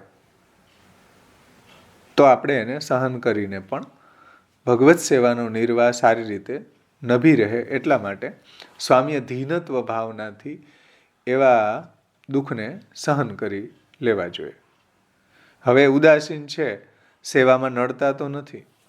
પુરુષોત્તમજી ત્યાં આવરણભંગમાં 233મી જે કારિકા છે, ભાર્યાદિર અનુકૂલશ્ચેત કાર્યેત ભગવત ક્રિયા, એની ટીકામાં આવરણભંગમાં પુરુષોત્તમજી આજ્ઞા કરે છે કે ભાઈ ઉદાસીનનો ત્યાગ ન કરવો. ઉદાસીન છે, ઉદાસીન મતલબ કે આપણને ભગવત સેવામાં બાધારૂપ નથી થતા. ઉદાસીન છે અને સેવામાં પ્રવૃત્તિ નથી થતા, તો એવાનો ત્યાગ ન કરી શકાય. એની ભરણ પોષણની રિસ્પોન્સિબિલિટી છે આપણી. અને શું ખબર કાલે અનુકૂળ થઈ ગયા તો, અને ભગવત સેવામાં પ્રવૃત્ત થયા તો, એટલા માટે એનો ત્યાગ ન કરવો. જેમ આપણું કોઈ શરીરનું કોઈ અંગ બીમાર પડી ગયું તો આપણે એને થોડા કાપી નાખીએ, આપણે એને સ્વસ્થ કરવાનો પ્રયત્ન કરીએ. સમજાણું ને? આપણું શરીરનું કોઈ પણ અંગ જે છે એ બીમાર પડી ગયું કે કંઈ એની અંદર સડો થઈ ગયો તો આપણે એને હાથને કંઈ થોડા કાપીએ. સ્કિન ડિસીઝ થઈ ગઈ હાથમાં તો હાથને કંઈ કાપી નાખીએ, એને આપણે સ્વસ્થ કરવાનો પ્રયત્ન કરીએ છીએ. એવી રીતના ઉદાસીન જે લોકો છે એને આપણે ત્યાગ ન કરી શકીએ. કાલે જો ભગવત કૃપાથી એના હૃદયમાં ભક્તિ પ્રગટ થઈ, જો એવા દૈવી જીવ હશે, શું ખબર ભાઈ કોઈને બીજભાવ ક્યારે અંકુરિત થાય, તો એ લોકો જ ફરી પાછા ભગવત સેવામાં પરાયણે થઈ જતા હોય છે. એવું આપણા ઘણા વૈષ્ણવોના જીવનમાં જોવા મળે છે કે એના પતિઓ છે કે પત્નીઓ છે શરૂઆતમાં કાંઈ નથી કરતા હોતા, ઉદાસીન હોય છે, પછી ધીરે ધીરે કરતા એના હૃદયમાં એવો ભક્તિભાવ પ્રગટ થઈ જાય તો આપણી આગળ નીકળી જાય. આવી બને. તો આવી કન્ડિશનમાં ત્યાં પુરુષોત્તમજી કહે છે કે ભાઈ ત્યાગ ન કરવો જોઈએ. પ્રતિકૂળ હોય તો ત્યાગનો પ્રકાર ત્યાં બતાવ્યો છે, અને અનુકૂળ હોય તો કોઈ પ્રશ્ન જ નથી. હળી મળીને ભગવત સેવા કરીએ ભાઈ, હળી મળીને ચાલ્યા. ચરણાટ જ્યાં નિજ ધામ, નવરંગ નાગર પ્રગટિયા, મન પૂરવા બહુ કામ. તો હળી મળીને ભગવત સેવા કેમ ન કરીએ ભાઈ? હળી મળીને કરવામાં પણ ઘણી વખત પત્ની વગેરેથી એવો કાંઈ આપણી ઉપર થાય અત્યાચાર કે જેને આપણે સહન કરવાનું રહે. ઘણી વખત પતિ તરફથી થાય, ઘણી વખત, કારણ કે દાંપત્ય જીવનની અંદર કંઈક ને કંઈક તો ઝઘડો થવાનો જ છે, થવોય જોઈએ. આજનું જે શ્યામભાવાશ્રીના તમે ક્લિપ સાંભળશો ને વિડીયોની જે મૂકેલી છે ગ્રુપમાં, એમાં આ વાત કરી છે કે પતિ પત્ની છે તો એની અંદર કંઈક ને કંઈક તો ઝઘડો થવાનો જ છે. તો પણ ગૃહસ્થાશ્રમ સારી રીતે ચાલતો હોય તો ભાઈ એ ઝઘડાની અંદર ટેકલ કરવું જોઈએ બંને. એનો ઉપાય મહાપ્રભુજી આગળ બતાવે છે 7મી કાર્ય આ નીચેનો ઉત્તરાર્ધમાં, ભાર્યાદીનામ તથા અન્યેષામ અસતશ્ચ આક્રમમ સહેતમાં. એ આપણે જોશું ટીકાકારના શબ્દોમાં, જેમ કે કઈ રીતે એને સહન કરવું. સહન કરીને પણ ભગવત સેવામાં આપણે આપણા ચિત્તને વ્યગ્ર ન થવા દેવું જોઈએ.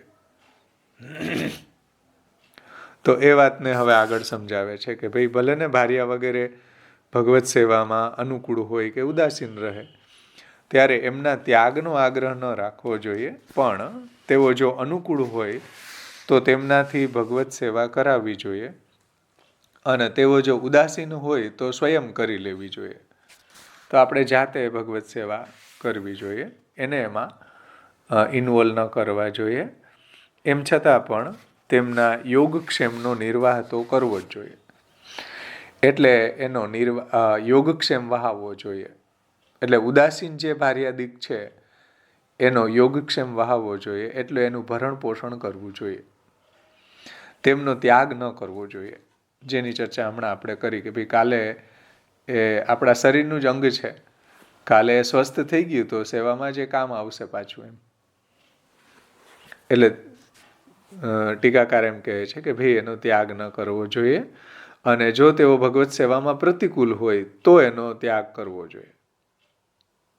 જો આપણું સામર્થ્ય હોય તો એનો ત્યાગ કરીને પણ આપણે એવી જગ્યાએ રહીને પણ ભગવત સેવા કરવી જોઈએ. કેમ કે દૈવી જીવો જે છે એનો આત્મધર્મ ભગવત સેવા જ છે.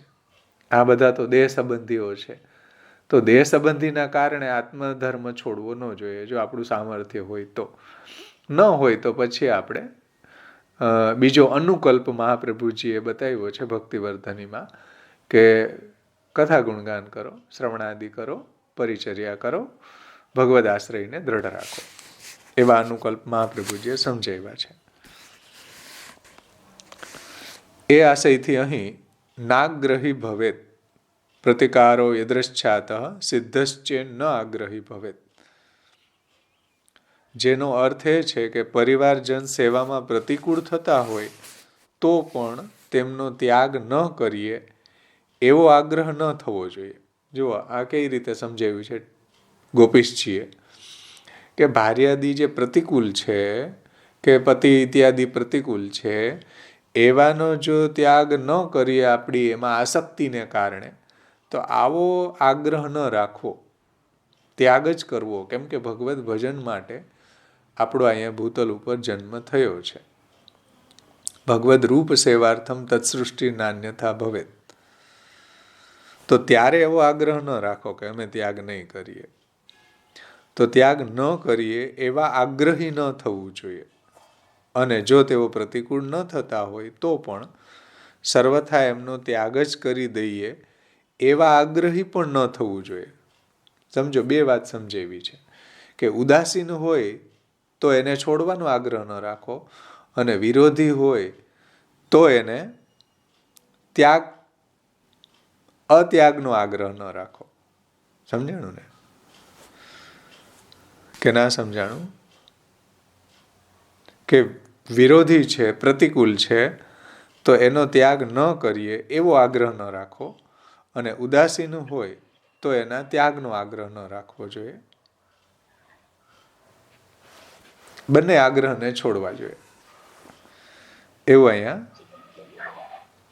તાત્પર્ય છે. આગળ શું કહે છે? બે આગ્રહ ન રાખવા, ઉદાસીનને છોડવાનો આગ્રહ ન રાખવો, અને પ્રતિકૂળ હોય એને ત્યાગ ન કરીએ એવો આગ્રહ ન રાખવો, એનો ત્યાગ કરવો. ઉદાસીનનો ત્યાગ ન કરવો જોઈએ.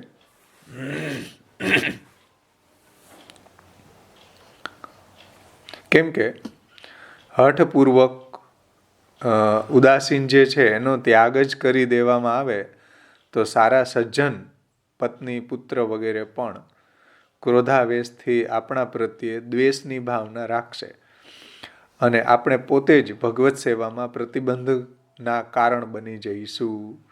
તેથી એમનો ત્યાગ ન કરવો. કેમ કે એ લોકો આપણને દ્વેષની ભાવના, ક્રોધાવેશથી આપણા પ્રત્યે દ્વેષની ભાવના રાખશે, આપણી નિંદા કરશે, એને કારણે આપણું ચિત્ત વ્યગ્ર થઈ જશે સેવામાં.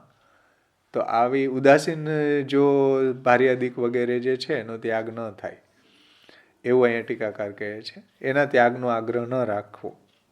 જે પ્રતિકારો યદૃચ્છાતા સિદ્ધશ્ચે ન આગ્રહી ભવેત, તો આગ્રહી ન થવું એવું અહીંયા ટીકાકારનું તાત્પર્ય છે. આને આપણે એ રીતે પણ સમજી શકીએ કે જે કંઈ બી આપણા દેહ સંબંધી દુઃખ છે એને જો ભગવદ ઈચ્છાથી એને દૂર કરવાનો ઉપાય મળી આવતો હોય તો આપણે દુઃખને સહન કરવાના આગ્રહવાળા ન થવું જોઈએ. જે શ્યામબાવા શ્રી આમાં ષોડશ ગ્રંથ પરિચયમાં એ રીતે સમજાવ્યું છે.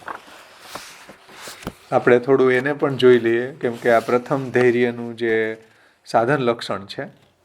તો ષોડશ ગ્રંથ પરિચયમાં તમે આ વાતને જોઈ શકો છો.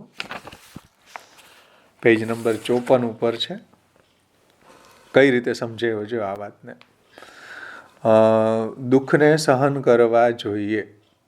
ત્રિદુઃખ સહનમ ધૈર્યમ આમૃતે સર્વતઃ સદા. પરંતુ જો જાતે ચાલી ચલાવીને દુઃખી થવાય એવા કામ નહીં કરવા જોઈએ.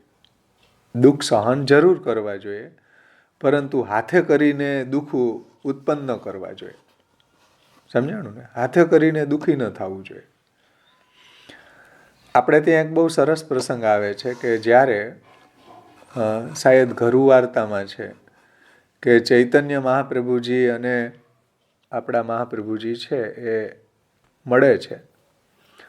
તો આચાર્ય ચરણો તો રાજમાર્ગે ચાલે છે. સડક જે લોકમાર્ગ જે છે એની ઉપર ચાલીને જ આપ વધારે છે. ચૈતન્ય મહાપ્રભુ છે જંગલ વગેરેના રસ્તાથી ચાલે છે. પછી જ્યારે મળે છે ત્યારે શ્રી મહાપ્રભુજી સાથે ચૈતન્ય મહાપ્રભુજીનો સંવાદ થાય છે. ત્યારે ચર્ચામાં કહે છે કે આપ શા માટે આ જંગલના માર્ગેથી ન ચાલ્યા? અને આ રાજમાર્ગે કેમ ચાલ્યા? તો મહાપ્રભુજીએ બહુ સુંદર જવાબ આપ્યો કે ભાઈ જંગલના માર્ગેથી તમે ચાલ્યા, પરંતુ તમારું રક્ષણ કરવા માટે ઠાકોરજીને પાછળ પાછળ આવવું પડ્યું. તો પ્રભુને પરિશ્રમ થયો કે નહીં? તો હાથે કરીને જ્યાં દુઃખ ઉત્પન્ન થતું હોય એને આપણે પહેલાં જ વિચાર કરવો જોઈએ અને એને આપણે ટેકલ કરવું જોઈએ. સમજાણું ને? જુઓ કે ચાલી ચલાવીને દુઃખી થવાય એવા કામ ન કરવા જોઈએ. આપણા પ્રયત્ન વિના પોતાની મેળે જ ભગવદ ઈચ્છાથી જો દુઃખો દૂર થઈ જતા હોય તો જાણી જોઈને દુઃખી બન્યા રહેવાનો અસ્વસ્થ દુરાગ્રહ રાખવામાં પણ કોઈ મહત્તા નથી. ત્યાં આપણે આગ્રહને છોડવો જોઈએ. આ જ કારણને લીધે જો આવી પડેલા દુઃખોનો પ્રતિકાર એટલે કે નિવારણ સહજ અને સરળતાપૂર્વક જો થઈ જતો હોય તો દુઃખને સહન કરે રાખવાની કોઈ જરૂર નથી. અને એવો પ્રતિકાર ન થતો હોય તો વિચલિત થવાની પણ જરૂર નથી. પછી માનો કે એવો પ્રતિકાર ન મળતો હોય તો વિચલિત થવું ન જોઈએ. આ ધૈર્યનું વાસ્તવિક સ્વરૂપ છે કે પ્રતિકારો યદૃચ્છાતઃ સિદ્ધશ્ચેન ન આગ્રહી ભવેત. દુઃખને દૂર કરવાના ઉપાયો મળી આવતા હોય તો આપણે એને દૂર કરવા જ જોઈએ. નથી થઈ શકતા તો વિચલિત ન થવું જોઈએ. તો બીજું ધૈર્યનું સાધન લક્ષણ મહાપ્રભુજી બતાવે છે સહન. સમજાણું ને? જેમ કે ઉનાળાની અંદર ઘણી બધી ગરમી પડતી હોય છે, આપણે ગમે એવા પંખાઓ ચલાવીએ તો પણ આપણે ગરમીનો પ્રતિકાર ન કરી શકતા હોય. પછી આપણે મનને સમજાવી લેવાનું કે અહીંયા આ જ રહેવાનું છે, આમ સહન કરવાનું જ છે. આપણા વ્યગ્ર થવાથી પરિસ્થિતિ બદલવાની નથી. ઘણી જગ્યાએ આપણે એવા વ્યગ્ર બની જતા હોઈએ છીએ, પરંતુ મનને સમજાવવું જોઈએ કે ભાઈ અહીંયા આવી કન્ડિશન રહેવાની છે, અહીંયા આપણે આમ જ જીવવાનું છે. તો એ રીતે જો મનને સમજાવી દઈએ ઘણી વખત તો આપણી અંદર ધૈર્યને ધારણ કરવાની શક્તિ આવી જતી હોય. આવું બને. મનને સમજાવી દઈએ કે ભાઈ આવું જ રહેવાનું છે હવે ઘરમાં, તો શું કરવું બોલો? કાંઈ રોજ ઝઘડા કરવા? આમ જ જીવવાનું છે. તો આપણે મોટાઓ ક્યારેક આપણને કહે કે પતિ વગેરે ક્યારેક કહે તો આ કાને સાંભળીને આ કાને કાઢી નાખવાનું, આનંદથી રહેવાનું, આનંદથી સેવા કરવાની. તો એ રીતે સહન કરવાનો ઉપાય પણ મહાપ્રભુજી અહીંયા બતાવ્યો છે કે ભાઈ પ્રતિકાર નથી કરી શકતા તો સહન કરો. ખબર જ છે આમ જ જીવવાનું છે, આમ જ રહેવાનું છે. બોલો હવે આવી પરિસ્થિતિમાં આપણે ભજન કરવું છે તો કેમ કરવું? તો એને આપણે લેટ ગો કરવું પડશે. એને રોજનું હોય ને ભાવેશભાઈ, એટલે આદત પડી જાય પછી. હા, તો આવું ચાલ્યા જ કરતું હોય છે દાંપત્ય જીવનની અંદર. ભાઈ બધાને અનુભવ છે, ચાલે બધું. પણ આપણે હવે જીવન જીવવું જ છે ભગવત સેવામય, તો આપણે આવા જે અસહનના કારણે જો ક્લેશ થાય ઘરની અંદર, તો પછી ઠાકોરજીની સેવામાં જ એનો બધું જ ધુવાડો નીકળે. એટલે કે એના પરિશ્રમ ઠાકોરજીને જ થાય. કેમ કે આપણું ચિત્ત વ્યગ્ર હોય તો સેવામાં આપણે પ્રભુને સુખ ન આપી શકીએ, ઠાકોરજીને પણ ન ગમે. એવા વ્યગ્ર ચિત્તથી કે એવા મુરઝાઈ ગયેલા ચિત્તથી, આવા ચિંતાના જે તડકાથી મુરઝાઈ ગયેલું આપણું હૃદય હોય તો એ પ્રભુને પણ ન ગમે. તો આ બધું ટેકલ કરવાની વાત છે ને મહાપ્રભુજી આપણને શીખવે છે કે ભાઈ કઈ રીતે ટેકલ કરવું. હા બોલો, પ્રશ્ન છે કોઈનું? ગોવિંદભાઈ.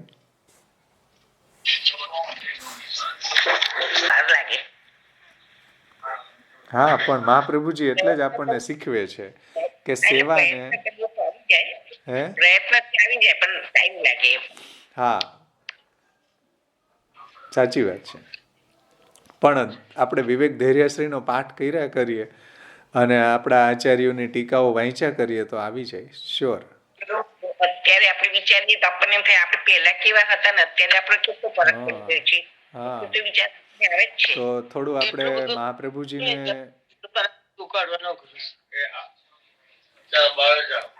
ભાવેશભાઈ, હા આ ઘરમાં ભત્રીજાઓ બધા રહેતા હોય ઓહ. અને એ બે જણ વચ્ચે કલેશ થાય તો કેવી રીતે એ કરવાનું? મહિના સુધી બોલે નહીં, ખાવા ના કરે, એકબીજાની સામે જુએ નહીં, કશું જ નહીં. આપણે ગમે તેટલું સમજાવીએ તોય નથી સમજતા.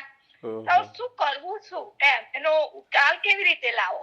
એટલે આપણા ઘરમાં કે બીજા ઘરમાં? ના, મારા પોતાના ઘરની જ વાત કરું છું ભાઈ. હા હા, સમજાવીએ છે પણ બેમાંથી એકેને નમતું નથી ચોખ્ખું, રાઈટ? હવે તો ભાઈ એનો ઈગો એટલો બધો આસમાને પહોંચી ગયો હોય તો શું કરીએ આપણે એમાં? એને તો કોઈ પછી ભાવેશભાઈ મત્વ ચિંતામૃતમ તેજે, શું કરી શકીએ પછી? હા, પછી આપણે આપણી રીતે પ્રયત્ન કરવો જોઈએ એને સમજાવવાનો. પછી હરી ઈચ્છા માનીને આપણે આપણી ભજનમાં વિક્ષેપ ન થવા દેવો જોઈએ. આપણા ભજનમાં આપણે ડિસ્ટર્બ ન થવું જોઈએ. એ જેમ કરશે એ ભાઈ કરશે. હવે આપણે શું કરીએ? આપણે પ્રયત્ન કરી લીધો. બોલે નહીં, ના ખાવા કરે, ના કશું કરે, ના એકબીજા શું કરશે? હે, કહું છું તમારા પ્રભુ જ કઈક રસ્તો કાઢશે. હા બરાબર છે. ચિત્તોદ્વેગમ વિધાય આપી હરિર્યદ્યત હા તથૈવ તસ્ય લીલેતિ મત્વા ચિંતાદ્રિતમ તેજ. ચલો બીજા આપણા જીવનમાં નાની મોટી તો આવું બધું આવતું જ રહેશે. અને આપણા મનને સમજાવી જ દેવાનું કે ઘરમાં રહી રહ્યા છીએ તો કંઈક ને કંઈક સહન કરવાનું થશે. ઘણી વખત પત્નીને સહન કરવું પડે, ઘણી વખત પતિને સહન કરવું પડે, ઘણી વખત માતા પિતાનું બાળકને સહન કરવું પડે, ઘણી વખત બાળકનું માતા પિતાને સહન કરવું પડે. આનું નામ તો જીવન છે ભાઈ. જીવનની અંદર ગુજરાતીમાં એક કહેવત છે કે બે વાસણ ભેગા થાય એટલે ખખડવાના, અવાજ આવવાનો. તો દાંપત્ય જીવનની અંદર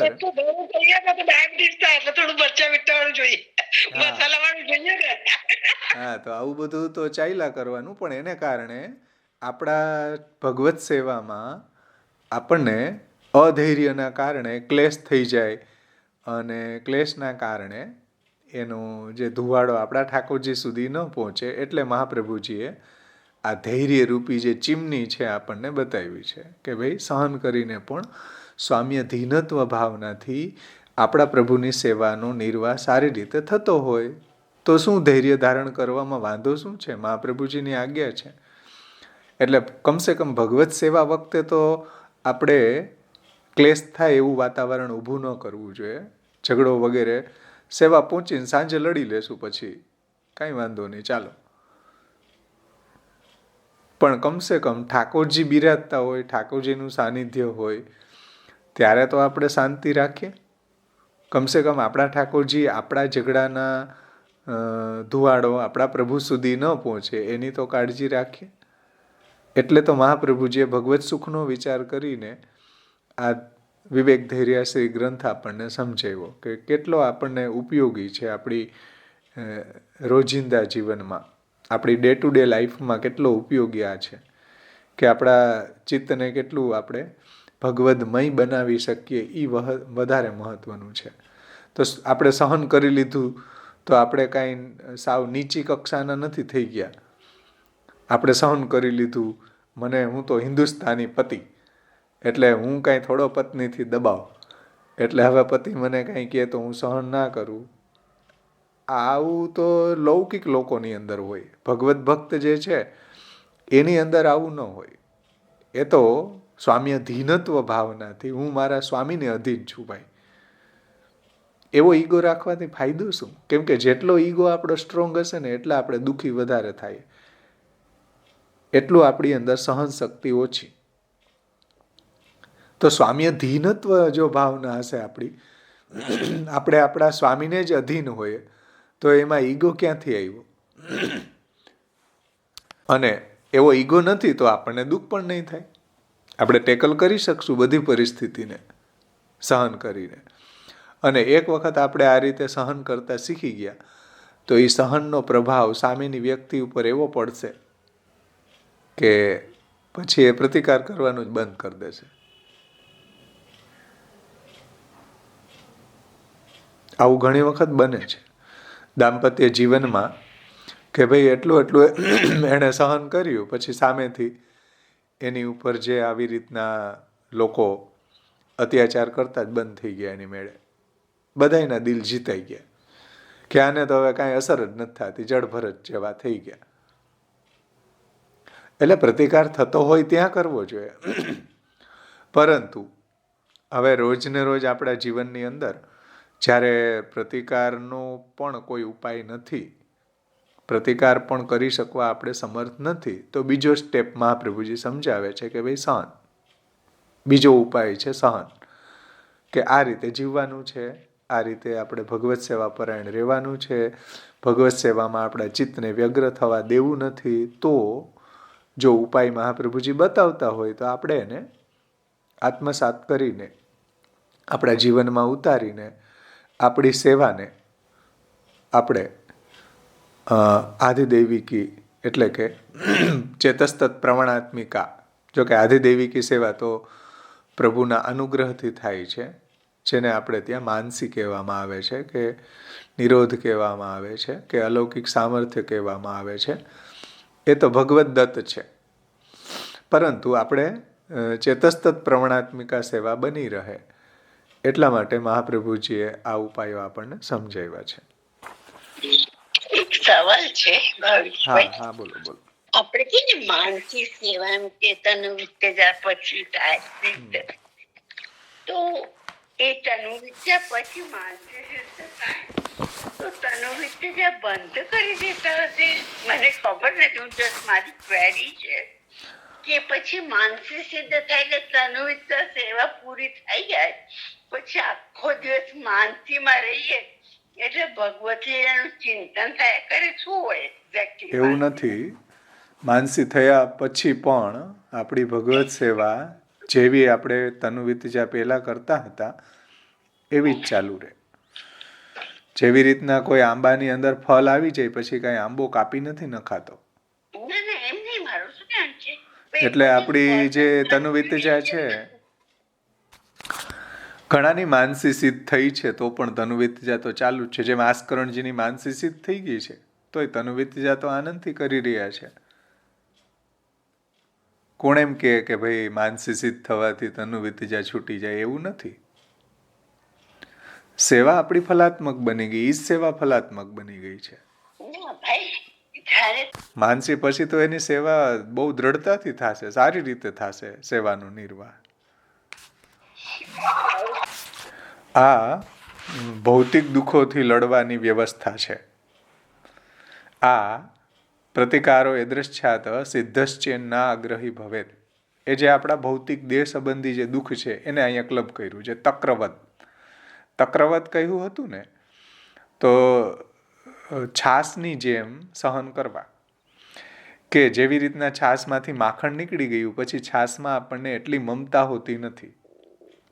ઘી ઢોરાઈ જાય તો એમાં આપણી મમતા હોય તો અફસોસ થાય, છાશ ઢોરાઈ જાય તો એમાં એટલો અફસોસ ન થાય. એવી રીતના આપણા દેહથી ભગવત સેવા થઈ ગઈ, ભગવત સેવા રૂપી નવનીત એમાંથી નીકળી ગયું. હવે દેહને કોઈ ઉપર કોઈ એવું આપણને દુઃખ આવે, આધિભૌતિક દેહ સંબંધી કંઈ દુઃખ હોય કે બીજા લોકો આપણો કંઈ આપણી ઉપર કંઈ દુઃખ આપે, તો હવે આપણે ભગવત સેવાનો નિર્વાહ સારી રીતે થઈ ગયો. હવે પતિ તરફથી કે પત્ની તરફથી આવતા જે કાંઈ બી દુઃખ છે એને આપણે સહન કરવા જોઈએ.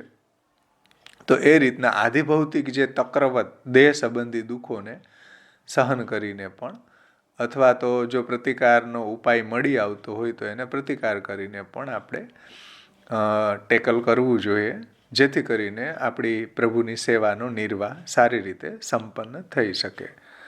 તો આધિભૌતિક દુઃખથી લડવાની વ્યવસ્થા બતાવી. હવે આધ્યાત્મિક દુઃખોના પ્રતિકારની વ્યવસ્થા પણ શ્રી મહાપ્રભુજી કહી રહ્યા છે કે સમસ્ત ઇન્દ્રિયોને પોતપોતાના ભોગ્ય વિષય વસ્તુઓનો ત્યાગ થવા પર દુઃખ થાય છે.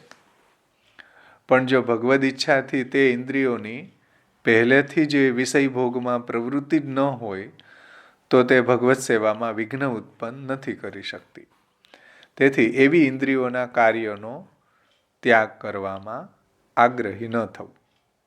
એટલે જે ઇન્દ્રિયોના કાર્યો જે છે એને છોડવામાં આગ્રહવાળા ન થવું જોઈએ. કેમ કે આવા તાદ્રશી જીવ માટે ઇન્દ્રિયોની પ્રવૃત્તિ વિષય ભોગમાં ન થઈને ભગવાનમાં જ હોય છે. તેને એટલે જે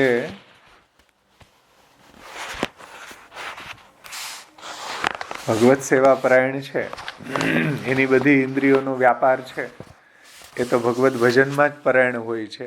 એટલે અહીંયા ભગવાનના સંબંધી જે કાંઈ બી વિષયો છે, ત્વય ઉપભુક્ત સ્રગ ગંધ વાસો અલંકાર ચર્ચિતા ઉચ્છિષ્ટો ભોજીનો દાસા તવ માયા જહેમય, એવું ભાગવતજીમાં આવે છે કે હે પ્રભુ, તમારું ઉચ્છિષ્ટ લેવાવાળા, તમારું પ્રસાદી લેવાવાળા જે દાસ છે, ભક્તો છે, એણે આપની માયાને જીતી લીધી છે.